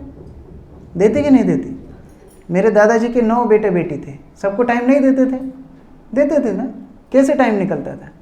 क्योंकि अपना बच्चा मानते थे। हम कृष्ण को अपना नहीं मानते, इसलिए टाइम नहीं निकलता है उनके लिए। तो यही संबंध से शुरुआत है। मैं कृष्ण दास हूँ, कृष्ण मेरे भगवान हैं, मैं उनसे आया हूँ, मुझे उनकी सेवा करनी है, मैं कैसे छोड़ सकता हूँ? ये भावना बार बार अपने आप को याद दिलाना है। समय की दिक्कत किसी को नहीं, कोई बिल गेट्स नहीं है यहाँ, कोई मनमोहन सिंह प्रधानमंत्री, कोई नरेंद्र मोदी नहीं है यहाँ, लेकिन समस्या है हमारी चेतना की, उसको शुद्ध करना है। ठीक है, ठीक है, लास्ट क्वेश्चन। गलतियों पे माफी मांग लेना चाहिए। हमसे गलतियां होती हैं तो हमें माफी मांग लेना चाहिए, फिर गलती दोहराना भी नहीं चाहिए। माफी मांगना अच्छा है, लेकिन वही गलती, नई गलती करो, वही गलती बार बार मत करो, है ना। गलती सुधारना जरूरी है, वो ज़्यादा जरूरी है। गणतंत्र जो था टेकिंग, जो जैसे आप आज पूरा लेक्चर दिए, तो उसको कितना % रिसीव कर रहे हैं वो, इसके लिए मेहनत करनी पड़ेगी। जैसे जो नोट्स आपने बनाए हैं, ये थोड़ा पढ़ना है घर जाके, इसके ऊपर चिंतन करना है, मनन करना है, तब गृहणंती होगा। ये कॉपी बंद होके घर जाके फिर कुछ और शुरू हो जाएगा तो कभी नहीं होगा। इसका रिवीजन करना है। प्रभुपाद की पुस्तक हम पढ़ते हैं, थोड़ा दोबारा से पीछे के पन्ने पलटने चाहिए, क्या पढ़ा था, क्या सीखा है प्रभुपाद की पुस्तकों में। हरिनाम को जब हम लोग बेस में थे, बहुत अच्छा एक एक्सरसाइज करते थे, जो सुबह भगवान का पट खुलने के बाद, शिक्षा अष्टकम होने के बाद 5 मिनट हम लोग सब बैठते थे, बस भगवान के सामने सब बैठ के रहते थे, 5 मिनट्स, पिन ड्रॉप साइलेंस। वो 5 मिनट क्यों था? आप चिंतन करो, पिछले दिन आपने क्या क्या श्रवण कीर्तन किया है, वो चिंतन करो 5 मिनट बैठ के भगवान के सामने। ये भगवान, मैंने ये सुना कि मुझे आपकी भक्ति करनी चाहिए, मेरे आश्रय आप हैं, ये चिंतन करो 5 मिनट। फिर जब शुरू करो, आपकी क्वालिटी आपको समझ में आएगी कितना डिफरेंस है। हम तुरंत मशीन की तरह शुरू हो जाते हैं। आज मुझे आयुष प्रभु ने एक सेवा दी थी, आर्टिफिशियल इंटेलिजेंस, क्या था टॉपिक, 3 घंटा श्रवण किया मैंने, आर्टिफिशियल इंटेलिजेंस। तो हमारा भी ऐसे ही भक्ति आर्टिफिशियल हो जाती है, ऑटोमेशन। कब माला में हाथ गया, कब नमः विष्णुपदाय हो गया, चैतन्य महाप्रभु प्रणाम हो गया, माला शुरू हो गई, 3 मोती नीचे खिसक गए, फिर याद आता अच्छा मैंने जब शुरू कर दिया कि मशीन जैसी चल रही, गन्ने की मशीन चल रही है। 5 मिनट थोड़ा रुकिए, 5 मिनट केवल चिंतन कीजिए, मैंने क्या सीखा है अभी तक, थोड़ा रुकिए, ठहराव लाइए जीवन में। ठहराव नहीं होगा तो बस भागते रहेंगे, वो सतोगुण रजोगुण तमोगुण के प्रभाव में रहेंगे। तो इसलिए थोड़ा रुक के वो गृहणंती करना है। ठीक है, और कोई आ गए? वैसे अंदर बुला लीजिए। यस, ये बता है, उसमें प्रयास तो करते हैं, जिस दूसरे की प्रोग्रेस वो ज़्यादा मुझे प्रभावित नहीं करती, मुझे उससे मैं ज़्यादा कोई प्लस माइनस आगे करेगी, इसलिए अभी से बता रहा हूँ। उससे प्लस माइनस मतलब मुझे कोई फर्क नहीं पड़ता। जैसे उनको 1 करोड़ की लॉटरी खुल गई तो मुझे कोई फर्क नहीं पड़ेगा, या ये पहचान के, इसलिए वो वाली प्रॉब्लम नहीं है। मेरे साथ क्या प्रॉब्लम है कि मैं प्रतिक्रिया तुरंत दे देता हूँ, 1 मिनट भी रुकता नहीं, 1 मिनट भी सहनशीलता नहीं। मैं वही बोल रहा हूँ, अभी समय के साथ ये समस्याएं बढ़ेंगी, ये अनर्थ आपको दिखेंगे, ये मात्सर्यता है अंदर, अभी नहीं दिख रही है, बाद में दिखेगी। तो उसी के ऊपर संतुलन करना है। जो प्रतिक्रिया की आप बात कर रहे हैं वो रजोगुण में होता है, सतोगुण में आना है। सतोगुण में कैसे आएंगे? सतोगुण की दिनचर्या रख के, शास्त्र में ध्यान लगा के, वैष्णव की विनम्र सेवा करके। या मंदिर में आप लोग आते हैं, जूते चप्पल फैले हुए, थोड़ा जमाइए, कोई गंदगी है उसको साफ कीजिए, विनीत सेवा कीजिए। जब उस तरह हम सेवा करेंगे ना, धीरे धीरे हम देखेंगे हाँ शुद्धि हो रही है। ये जो सत्वगुण में आएंगे तो प्रतिक्रिया नहीं देंगे, 4 बार सोचेंगे मैंने कैसे सहन कर लिया। कल मुझे एक भक्त बता रहे थे, अंदर की बात है फिर भी बता देता हूँ। एक भक्त हमारे एक डिपार्टमेंट चलाते हैं और उनको दूसरा भक्त अनर्गल कोई डिमांड किया है, और ऐसी डिमांड किया है जिसके कारण उनको खूब गुस्सा आना चाहिए था, ऐसा गुस्सा आना चाहिए था कि मतलब बहुत ही ज़्यादा। लेकिन संयोगवश वो अपने गुरु महाराज का प्रवचन सुन के हाल ही में निकले थे कमरे से बाहर, तो वो साधना ने उनको बचा लिया। वो बोले अरे अभी 1 घंटा सुन के आया हूँ, अभी प्रतिक्रिया नहीं दूंगा, बस उससे वो बच गए। तो इस तरह थोड़ा सतोगुण में दिनचर्या रहेगी, श्रवण कीर्तन रहेगा, तो समस्या समाधान हो जाए। ठीक है, बाकी प्रश्न कर लेंगे ऑनलाइन। अभी आज एक बहुत विशेष अवसर है, एक चेयर दीजिए प्रभु जी को। हमारे यहाँ विशेष एक भक्त हैं व्यासदेव प्रभु को कौन कौन नहीं जानते हैं? हाथ खड़ा कीजिए। आपका 100% लाइफ खराब है। व्यासदेव प्रभु को आप नहीं जानते। व्यासदेव प्रभु हमारे मंदिर के एक तरह से प्राण है। प्रभु चेयर इधर लगा दो। प्रभु सूरत से हैं और सूरत में एक प्रचार का विंग है पांडव सेना। प्रभु बैठिए, एक मिनट, थोड़ा टॉर्चर सहन कीजिए। तो एक सूरत में एक ग्रुप है पांडव सेना। वो पांडव सेना ग्रुप में हमारे एक भक्त हैं सुबल श्याम प्रभु, वो प्रचार करते थे। तो उस समय व्यासदेव प्रभु बहुत युवक थे, विनय नाम था, विनय भट्ट, तब भक्ति में जुड़े।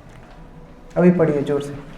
मेरे प्रिय मिथ्या अहंकार को एक पत्र। आपको यह पत्र लिखने का साहस जुटाने में मुझे काफी समय लगा है और मुझे एहसास है कि यह आपके लिए आश्चर्य के रूप में आ सकता है, क्योंकि हम इतने लंबे समय से एक साथ हैं और हम बहुत कुछ झेल चुके हैं।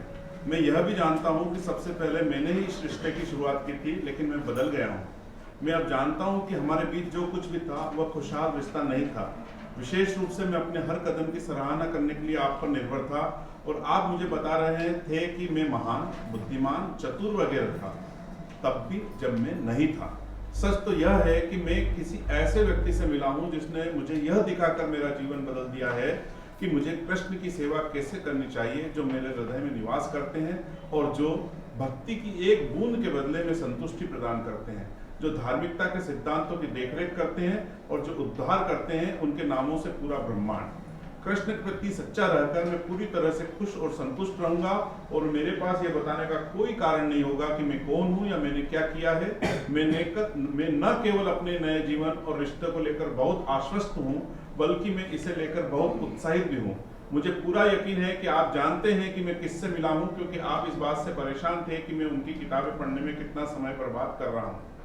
कृपया जान लें कि मेरा यह निर्णय दृढ़ है और इसलिए मैं आपसे अनुरोध करता हूं कि अब मुझसे संपर्क न करके हम दोनों के लिए चीजें आसान बनाएं। मैंने आपकी चीजों को बाहर फेंकने की आजादी ली है और उन्हें अलग गैराज में बड़े करीने से बक्सों में रख दिया है।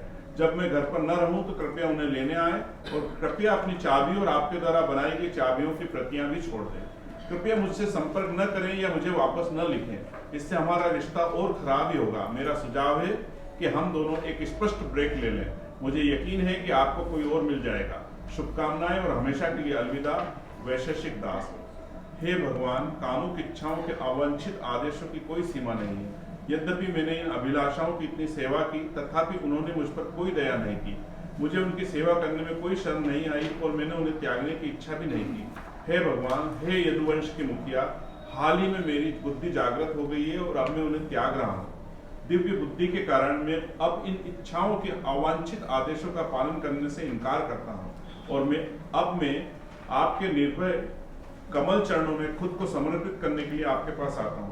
कृपया मुझे अपनी व्यक्तिगत सेवा में संलग्न करें और मेरा उद्धार करें। श्री चैतन्य चरितामृत बंध्य लीला 22। श्रील प्रभुपाद की जय, समवेत भक्त वृंद की जय। तो ये लेटर अब अपने पास रखना और जब भी किसी के ऊपर गुस्सा आए तो ये लेटर को पढ़ना, ठीक है। हरिनाम का आश्रय लेने में जब भी दिक्कत आए, कोई भी समस्या आए, भक्तों के साथ झगड़ा हो, कोई असंतुष्टि हो, कुछ भी हो, ये पत्र को पढ़ना है और देखना कि जिस व्यक्ति से हमने रिश्ता तोड़ दिया है वो दोबारा तो हमारे गैराज में नहीं घुस रहा है, दोबारा तो हमारे जीवन में नहीं घुस रहा है, ये देखना है। कृष्ण की सेवा मिल गई है, अब और क्या पहचान चाहिए? इससे बड़ी और कोई पहचान नहीं है। कृष्ण का आश्रय मिल गया, इससे बड़ी और कोई पहचान नहीं है। तो इस तरह हमारे जीवन में हम मिथ्या अहंकार का त्याग करें, भक्तों को बड़ा प्रेम से सेवा करें, उनकी प्रगति में प्रसन्न हो और एक अच्छे भक्तिमय परिवेश का हम निर्माण करें। इस्कॉन उज्जैन में ऐसा परिवेश होना चाहिए कि भगवान सबसे पहले अगर चुनाव करें कहाँ के भक्तों को लाना है तो इस्कॉन उज्जैन को चुनाव करें, ऐसा परिवेश होना चाहिए। हमारे पास क्या नहीं है, प्रभुपाद का आश्रय है, हमारे गुरुजनों का आश्रय है, सब कुछ इतना अच्छा है, बस हम ही बेकार हैं। तो हमको सुधरेंगे तो सब सुधर जाएगा। तो इस तरह ये बहुत ही महत्वपूर्ण विषय आज हमने चर्चा की। अब आपको कोई प्रश्न है तो आप पूछ सकते हैं, 2-3 प्रश्न मैं ले सकता हूँ। यस। जी, 6 जो दोष है हमारे अंदर उनको 6 गुण में कैसे कन्वर्ट कर सकते हैं? हाँ, ये हमें अलग अलग आचार्यों ने बताया है कि काम को कृष्ण कर्मों में लगाना चाहिए। काम मतलब कुछ वस्तु करने की इच्छा, तो अभी वही इच्छा कृष्ण कर्मार्पण है, कृष्ण के कर्म करने में लगाना चाहिए, कृष्ण सेवा में लगाना चाहिए। इच्छाओं को दबाना नहीं है, लेकिन हम कृष्ण सेवा में जितना लगेंगे खुद की इच्छा कम हो जाएगी। जैसे भगवान का श्रृंगार जो पुजारी करते हैं, उनको स्वयं की शारीरिक चेतना नहीं रहती। अभी हमारे सुमंगल माधव प्रभु पूरा दिन ऑल्टर में ही रहते हैं, आप लोगों को संग देने के लिए अभी आए हैं। इतना आसक्ति विग्रहों से हो गया, शरीर के प्रति आसक्ति चली जाएगी। दूसरा, क्रोध कृष्ण द्वेषी जन है। क्रोध लगाना है तो जो भक्त द्वेषी हैं, भगवत द्वेषी हैं, उनके ऊपर क्रोध को निकालना चाहिए। और लोभ होना चाहिए, कैसे मैं ज़्यादा से ज़्यादा सेवा करूं, मैं ज़्यादा से ज़्यादा शास्त्र पढूं, ज़्यादा से ज़्यादा हरिनाम करूं, ये लोभ होना चाहिए। वृंदावन यात्रा हम जाने वाले हैं, वो 5 दिन के अंदर मैं कितनी भक्ति कर लूं, कितना श्रवण कर लूं, ये लोभ होना चाहिए। मैं मंदिर आया हूं, कैसे ज़्यादा से ज़्यादा फायदा उठा सकूं, ये लोभ होना चाहिए। मद, देखो प्रभुपाद जी के नाम क्या आ गया ना, श्री श्रीमद।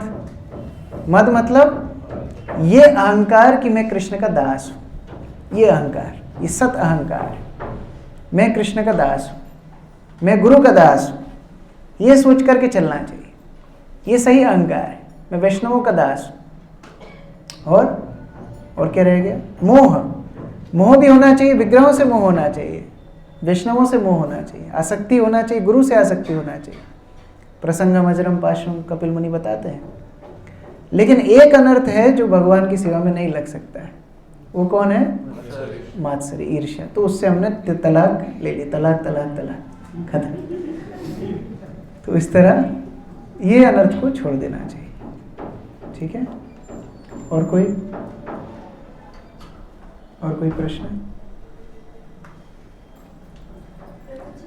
ये जो 6 गुण आपने बताए, ये 6 सत्संग होते हैं क्या? मतलब नहीं, 6 सत्संग ददाति प्रतिगृणाति गुह्यम अख्याति पृच्छति भुंक्ते भोज्यते चैव षड्विधा प्रीति लक्षण। वो सत्संग 6 सत्संग देहो यामा।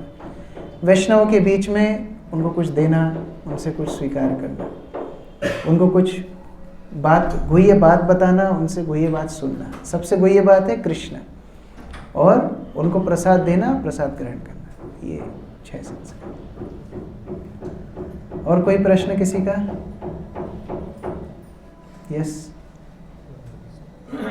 जो आप बताए गंभीर होने का जो बात है, तो जैसे आज पहली बार इसका पहले भी सुना इस प्रकार से, परंतु गंभीर तो हो ही नहीं था, कारण गंभीर तो हो ही नहीं पा रहे हैं। मतलब भक्तों लोग को देखने के बाद वही फॉल्सिगो की स्टार्टिंग होती है। देखिए, गंभीर या तो हम बन जाएं या माया पीट पीट के बना देगी। मैं शुरुआत में ही बोल रहा था, जो गंभीर नहीं होता भक्ति में, फिर माया की मार खाने के बाद उसको लगता है अरे पहले ही भजन अच्छे से कर लेता है, पहले ही मैं भक्तों की बात सुन लेता, तो तब बहुत दुख होता है, बहुत कष्ट होता है। इसलिए समझदार व्यक्ति जो है सुन के समझ जाए, वो समझदार व्यक्ति है। तो बार बार इस तरह श्रवण करना चाहिए, बार बार ऐसे भक्तों से श्रवण जब करते रहेंगे, शास्त्रों से श्रवण करते रहेंगे, तो चेतना जागृत होगी कि नहीं, मैं क्यों ये सब चीज़ों में पड़ा हुआ हूँ, मेरा उद्देश्य कृष्ण है, मेरा उद्देश्य भौतिक वस्तुएं नहीं है। ये बार बार स्वयं को स्मरण कराना है। इसलिए प्रतिदिन जब हम सुबह उठते हैं, हरिनाम का आश्रय लेते हैं, तो हरिनाम प्रभु को यही प्रार्थना करना चाहिए, मैं आपके माध्यम से आपकी सेवा करना चाहता हूँ, मुझे और कुछ नहीं चाहिए। जब भी हरिनाम का जप करो यही भावना होना चाहिए, कुछ नहीं चाहिए, बस आपकी संगति चाहिए, कुछ नहीं चाहिए, आपकी संगति चाहिए, बार बार याद दिलाना चाहिए। तो इस तरह धीरे धीरे धीरे गंभीर होंगे, लेकिन जितना लेट होंगे उतना ही दुख होगा कि मैंने इतना समय व्यर्थ कर दिया। इसलिए जल्दी जल्दी वो तीव्रता लानी चाहिए। ठीक है? यस। जैसे गुरुजी मटेरियल लाइफ में हम एक लाइफस्टाइल जी रहे थे, और एक एज तक फिर आने के बाद जैसे हम यूज्ड टू हो गए, तो फिर हम फिजिकल स्टेमिना कैसे बढ़ाएं? जैसे मुझे चैलेंज आता है कि सुबह नहीं हो पाती, कभी नहीं, तो फिर दुखता है। तो देखिए, भगवान से प्रार्थना करना चाहिए। ये जन्मों जन्मों की हमारी आदतें हैं, भगवान से प्रार्थना करना चाहिए। हम फिर गिरेंगे, फिर उठेंगे, कृष्ण को छोड़ेंगे नहीं। 25-30 साल गिरते रहेंगे लेकिन कृष्ण को छोड़ेंगे नहीं। प्रयास करते रहना चाहिए। भगवान हमें मदद करने के लिए तैयार है। वो चाहते हैं हम भक्त बने, वो चाहते हैं हम शुद्ध बने। जब हम प्रयास करेंगे भगवान जल्दी जल्दी मदद कर देंगे, लेकिन प्रयास नहीं छोड़ना चाहिए। एक दिन उठेंगे, फिर 3 दिन नहीं उठ पाएंगे, फिर चौथे दिन फिर उठेंगे, लेकिन प्रयास नहीं छोड़ेंगे। ये प्रयास को देख करके भगवान प्रसन्न होते हैं। करेक्शन देता है, गाइडेंस देता है, तो फॉल्स ईगो की वजह से एक्सेप्ट नहीं कर पाते, वो तो आपको जैसा आ जाता है कि ये भी करते इस उस समय पर ये देखना चाहिए कि वास्तव में आत्ममान मन्यते जगत, मेरे गुण मैं दूसरों के अंदर देख रहा हूँ। मेरे अंदर ईर्ष्या है, इसलिए मुझे दूसरों के अंदर ईर्ष्या दिख रही है। क्योंकि जो शुद्ध भक्त है उसको सभी भक्त दिखते हैं। मुझे भक्त भी भक्त नहीं दिख रहा है, इसका मतलब क्या है? इसका मतलब मेरे अंदर ये अनर्थ बहुत ज़्यादा बड़े हैं। अच्छा, जिसके अंदर जितने अनर्थ है ना, वो उतना ही ज़्यादा कृष्ण से प्रेम करता है। क्यों? क्योंकि भौतिक जगत आध्यात्मिक जगत का उल्टा है। समझ रहे हैं? तो जितना जो यहाँ नीचे है वास्तव में उधर उतना ऊपर था, उतनी ऊंचाई से गिरा, इसलिए ज़्यादा हाथ पैर टूटे हैं उसके। तो जितने अनर्थ ज़्यादा महसूस हो रहे हैं ना, अपने आप को ये बोलना चाहिए कि इतना प्रेम तुम्हारा कृष्ण के लिए था, तुम वो छोड़ के अब ये सब चीज़ों में लगे हो। उतना ज़्यादा तुम कृष्ण से प्रेम करते थे। उस तरह अपने आप को स्मरण दिलाना चाहिए। और जब ऐसे विचार रखेंगे कि नहीं, ये मेरे अनर्थ में भक्तों के अंदर देख रहा हूँ, धीरे धीरे कम हो जाएंगे। संजय व्यासदेव का शिष्य है, भक्त है, वो धृतराष्ट्र के अंदर भी गुण देख रहा है, लेकिन हम जो भक्त हैं उनके अंदर भी दोष देख रहे हैं। तो ये मानसिकता की बदलाव है। हमको अपनी मानसिकता को बदलना है। कोई भक्त हमसे ईर्ष्या करता है तो हमको आश्चर्य क्यों देता है? आज भक्त का हमसे क्या फ़ायदा निकलने वाला है बताओ? आप जरा कॉपी पेन लेके बैठो कि हाँ, मेरे से मंदिर को ये फ़ायदा है, लिखो। कितने पेज लिख पाओगे आप? ये फ़ायदा है मेरे से मंदिर को। कुछ लिख पाएंगे? नहीं लिख पाएंगे। तो इसीलिए बार बार विचार करना चाहिए। वो लोग ईर्ष्या, भक्त लोग मुझसे ईर्ष्या करके क्या लेंगे? वो तो मुझे दे ही रहे हैं।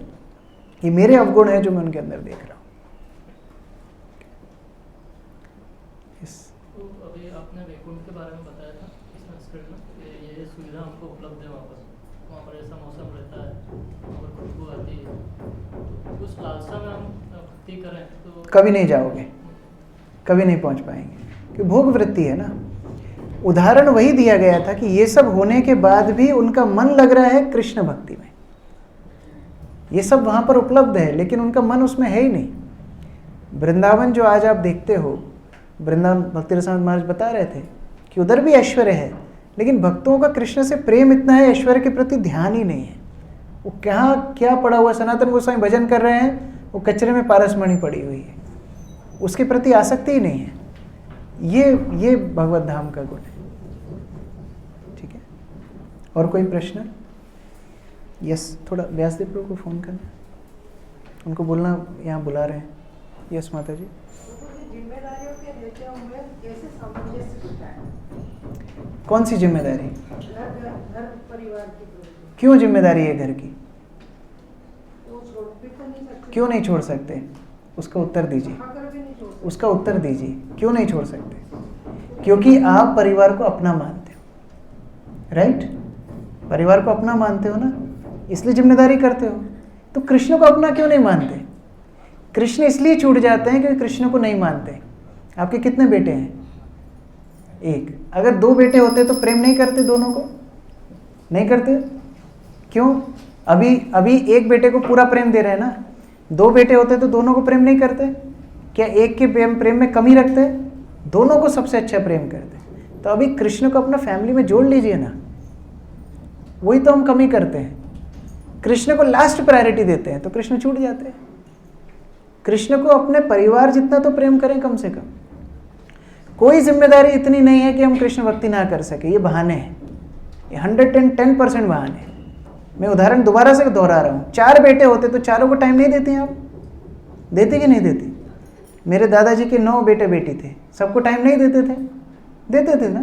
कैसे टाइम निकलता था? क्योंकि अपना बच्चा मानते थे। हम कृष्ण को अपना नहीं मानते, इसलिए टाइम नहीं निकलता है उनके लिए। यही संबंध से शुरुआत है। मैं कृष्ण दास हूँ, कृष्ण मेरे भगवान हैं, मैं उनसे आया हूँ, मुझे उनकी सेवा करनी है, मैं कैसे छोड़ सकता हूँ? ये भावना बार बार अपने आप को याद दिलाना है।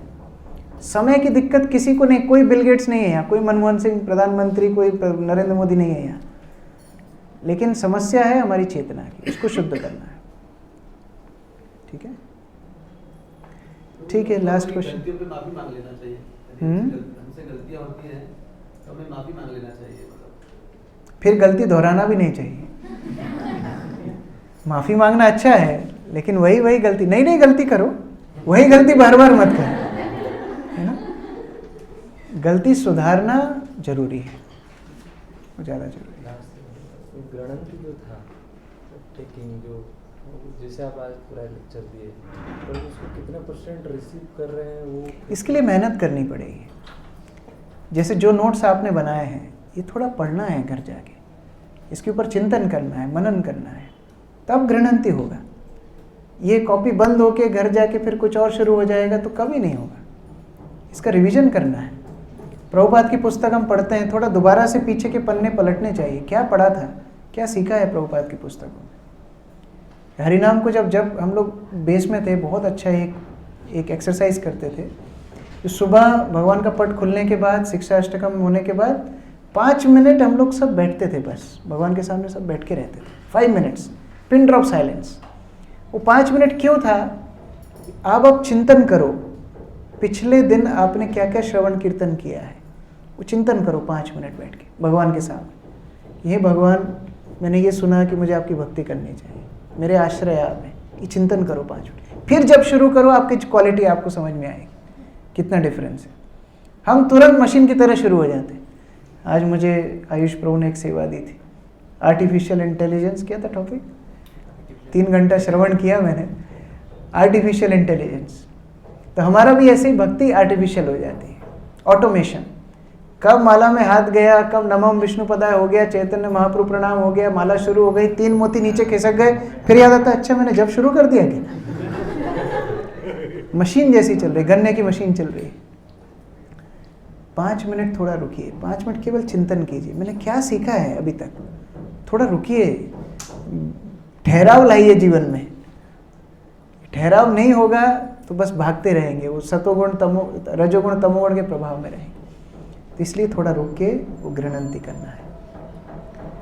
ठीक है, और कोई आ गए? वैसे अंदर बुला लीजिए। यस, उसने ये बता है, उसमें प्रयास तो करते हैं, जिस दूसरे की प्रोग्रेस वो ज़्यादा मुझे प्रभावित नहीं करती, मतलब उससे मैं ज़्यादा कोई प्लस माइनस आगे करेगी, इसलिए अभी से बता रहा हूँ। उससे प्लस माइनस मतलब मुझे कोई फर्क नहीं पड़ता। जैसे उनको 1 करोड़ की लॉटरी खुल गई तो मुझे कोई फर्क नहीं पड़ेगा, या ये पहचान के, इसलिए वो वाली प्रॉब्लम नहीं है। मेरे साथ क्या प्रॉब्लम है कि मैं प्रतिक्रिया तुरंत दे देता हूँ, 1 मिनट भी रुकता नहीं, 1 मिनट भी सहनशीलता नहीं। मैं वही बोल रहा हूँ, अभी समय के साथ ये समस्याएं बढ़ेंगी, ये अनर्थ आपको दिखेंगे, ये मात्सर्यता है अंदर, अभी नहीं दिख रही है, बाद में दिखेगी। तो उसी के ऊपर संतुलन करना है। जो प्रतिक्रिया की आप बात कर रहे हैं वो रजोगुण में होता है, सतोगुण में आना है। सतोगुण में कैसे आएंगे? सतोगुण की दिनचर्या रखें, शास्त्र में ध्यान लगा के, वैष्णव की विनम्र सेवा करके। या मंदिर में आप लोग आते हैं, जूते चप्पल फैले हुए, थोड़ा जमाइए, कोई गंदगी है उसको साफ कीजिए, विनीत सेवा कीजिए। जब उस तरह हम सेवा करेंगे ना, धीरे धीरे हम देखेंगे हाँ शुद्धि हो रही है। ये जो सतोगुण में आएंगे तो प्रतिक्रिया नहीं देंगे, 4 बार सोचेंगे मैंने कैसे सहन कर लिया। कल मुझे एक भक्त बता रहे थे, अंदर की बात है फिर भी बता देता हूँ। एक भक्त हमारे एक डिपार्टमेंट चलाते हैं और उनको दूसरा भक्त अनर्गल कोई डिमांड किया है, और ऐसी डिमांड किया है जिसके कारण उनको खूब गुस्सा आना चाहिए था, ऐसा गुस्सा आना चाहिए था कि मतलब बहुत ही ज़्यादा। लेकिन संयोगवश वो अपने गुरु महाराज का प्रवचन सुन के हाल ही में निकले थे कमरे से बाहर, तो वो साधना ने उनको बचा लिया। वो बोले अरे अभी 1 घंटा सुन के आया हूँ, अभी प्रतिक्रिया नहीं दूंगा, बस उससे वो बच गए। तो इस तरह थोड़ा सतोगुण में दिनचर्या रहेगी, श्रवण कीर्तन रहेगा तो समस्या समाधान हो जाएगा। ठीक है, बाकी प्रश्न कर लेंगे ऑनलाइन। अभी आज एक बहुत विशेष अवसर है, एक चेयर दीजिए प्रभु जी को।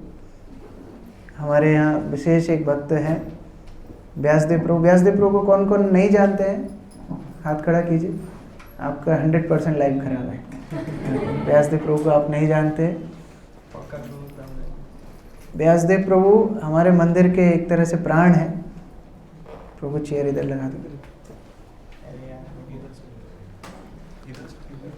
प्रभु सूरत से हैं और सूरत में एक प्रचार का विंग है पांडव सेना। प्रभु बैठिए, बैठिए, एक मिनट, थोड़ा टॉर्चर सहन कीजिए।